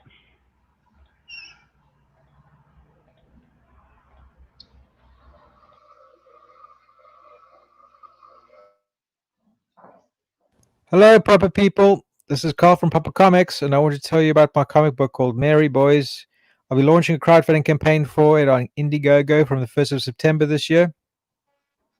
Mary Boys is basically about 4 little hoodlums with birth defects who go around, guided by the image of the Virgin Mary, kicking the proverbial poo out of bad guys to avoid a biblical apocalypse taking place in their hometown. They have a kind of superpower. Drinking beer actually makes them stronger and faster, but not funny or irresistible. They were also raised and taught to fight by this gnarly old priest who's basically a cross between Peter Steele of Type O Negative and Father Jack Hackett from the Father Ted Show. It's about other stuff too. I explain it all a lot better in the project description, so please have a look there. When you say the stuff out loud, it sounds sillier than it actually is. It's a black comedy, but it explores themes like social alienation, corporate greed, and family values. It's also a very British comic, so expect to find a good few cultural references and in-jokes there. This is for fans of comics like The Goon, Tank Girl, Cerebus, Teenage Mutant Ninja Turtles, and TV shows like The Young Ones and The League of Gentlemen. So here's the deal. I want to keep Mary Boys independent and free from editorial interference, and the best way to do this is to self-publish. With this Indiegogo, I aim to raise enough money to pay for the printing and shipping costs to bring you the first 2 issues of Mary Boys, containing the boys' origin story, introducing the major themes and characters prevalent in this ongoing series. For your support, you will receive a range of incentives, including print editions of the 2 comics and work from our already published catalog. So that's my pitch, and if it sounds interesting, please go ahead and back it today. Thank you very much in advance for your support.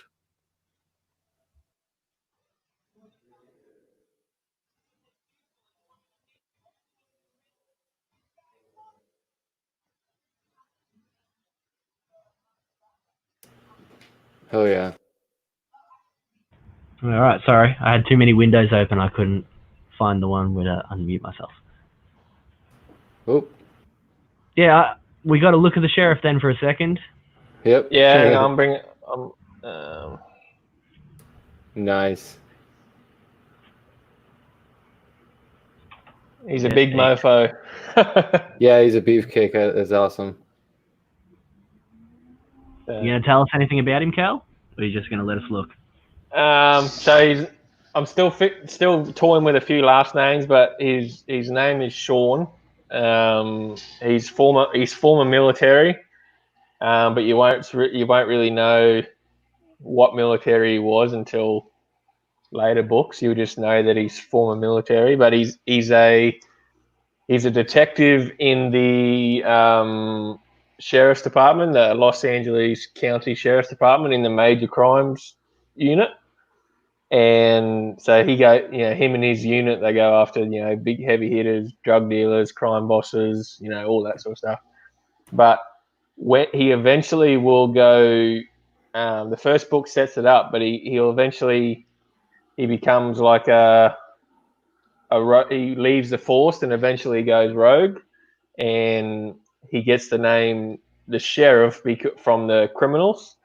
So the criminals refer to him as the sheriff of crime because it's kind of like a pun on the words where he was in the sheriff's department, but when he becomes a vigilante, they're like, who the hell are you? And he's like, I'm the sheriff. It's like, don't fuck with me. So that's kind of his character. And he's, without giving too much away, he's an orphan. His dad was a Vietnam vet, and his dad was also a deputy in the sheriff's department. So he's sort of not knowing much about his dad, and just from what he does know, he wanted to follow in his footsteps, but also create his own path as well. So he was drawn to the military, and the sheriff's department. So then the other part of his character is we'll remove that. Stop screen, share screen.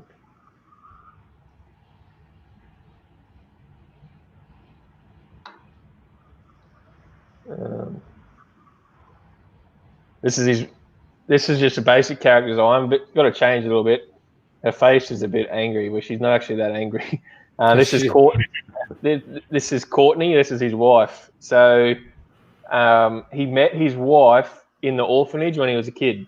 So they both grew up in the group home, and when they were kids, they met in the group home and they become friends and all that sort of thing. And then they eventually, as they grew up, they got married, and that's all they've ever known. So their whole life from when they were little kids has just been them two. So she's a very down to earth character, kind of like the Sniper TV show. His wife, how she's like just supportive and loving. She's that sort of character, real down to earth. She's got her own career and stuff, and you'll see all that in the book. But yeah, so this is them two. So their whole world is basically just each other, and they go through.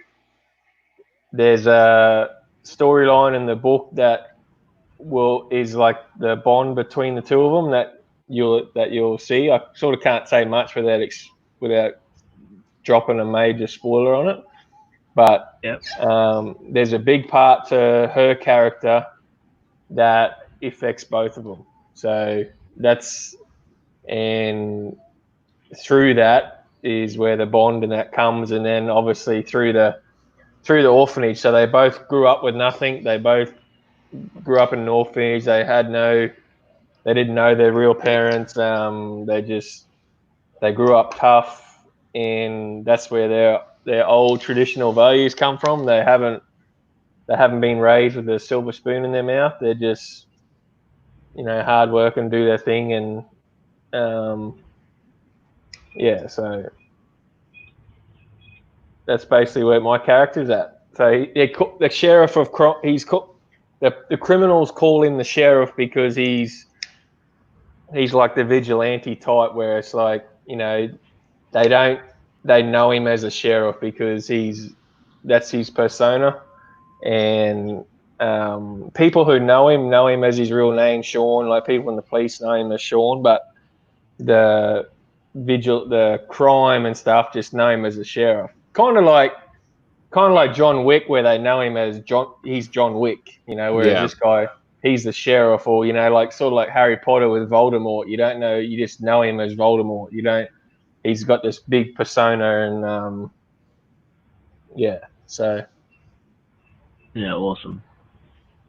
So that's that. So I've been working on that for about a year now. So I'm excited. I like real world stories. Yeah. So and the villain is kind of taken inspiration. He's like a cross between so the main villain won't come up till later. So in the first book, there's actually a villain at the start, but it sets up the main villain. So, but the main villain is he's kind of like a cross between a Kingpin, like from Marvel, cross John Gotti, cross who's the guy that John Gotti killed? What was his boss's name? Paul Castellano. So he's like I've taken inspiration from like all like the mob boss types, Kingpin type, and and put them in one. So the main villain, you'll get a hint. He'll be hinted at in the first book, but he's more like a chess player. So he puts pieces in place, and usually by time he's done something, it's already had catastrophic effects. Like you've already seen what's happened without even realizing it. So yeah, it should be good. Can't wait to do it. And for ages, I was like trying to figure out a publishing name, and I originally wanted Classic Comics just as like throwback to, like ComicsGate being old classic stories, damsel in distress, boy meets girl, hero versus villain, bad cop, good, like just the old traditional stories that have been around since words began. But yeah, classic comics was taken. Then I thought of Sheriff Comics. So the reason why I said Sheriff Comics, and Dean laughed at me when I said Sheriff Comics because the character, my character's name, like the title of the book is called The Sheriff, and I thought that might be a way, like if I'm lucky enough to be successful in 10 years and have multiple IPs, Sheriff Comics as a publisher will be like a kind of like a throwback to the first title that started the dream. So that's where the Sheriff comics come from as well. Oh yeah, it's a better story than mine. But yeah, so that's where I'm at. What was that? You just like the sound of chaotic neutral? I just wanted to be able to do whatever I wanted under my banner. So being chaotic neutral is the alignment that makes the choices whatever benefits them in the moment. So I'm gonna do whatever story I want to do. I'm not gonna follow anyone's sort of code. That was sort of where that came from. But nice. Yes, well, I don't have a company. When I thought of the name Sheriff Comics down here in Australia, I don't know if it's because of what's happening in the US, like all this anti-cop narrative and stuff. But normally, like in Australia, when you apply for a business name, you do it online, and if it's available, it just gets approved in seconds. But I actually had to go through an independent manual review process to get the name Sheriff approved because it's classed as an undesirable word.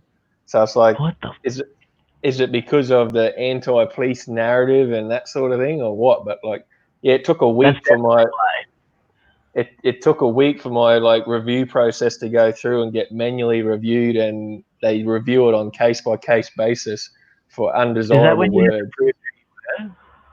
What's that? Is that when you had to prove who you were as well? Yeah, so I had to prove who I was to get my ABN because I had dramas with my identity and shit. And then you get your ABN and then you apply for a business name. But yeah, sheriff is an undesirable word apparently. So I had to go through an independent review process. Wow. So yeah, so I don't know if it's because of this whole world anti-cop narrative thing, or if it's just a coincidence or not. I don't know. Yeah, it could be either, but I bet it is the fucking anti-narrative stuff. They're just gonna make sure, for whatever reason, it's not gonna come back to bite them in the ass. Probably. I mean, that'd be my guess. So, yeah, that's what I'm working on. So I'm almost finished writing the first book. So I've written probably about 45 pages. So I've got about 15 pages left to write. 2 more scenes to go. And then I just got to lay it out, work it out in the panels and stuff. So, nice. Should be good. Oh, yeah. I look forward to seeing it. It's ready. Oh, I know. There's so many projects people have told me about that they've got in the works. I'm just like, man, I can't wait to see any art on this, or like, any pages, and then it just keeps progressing from there.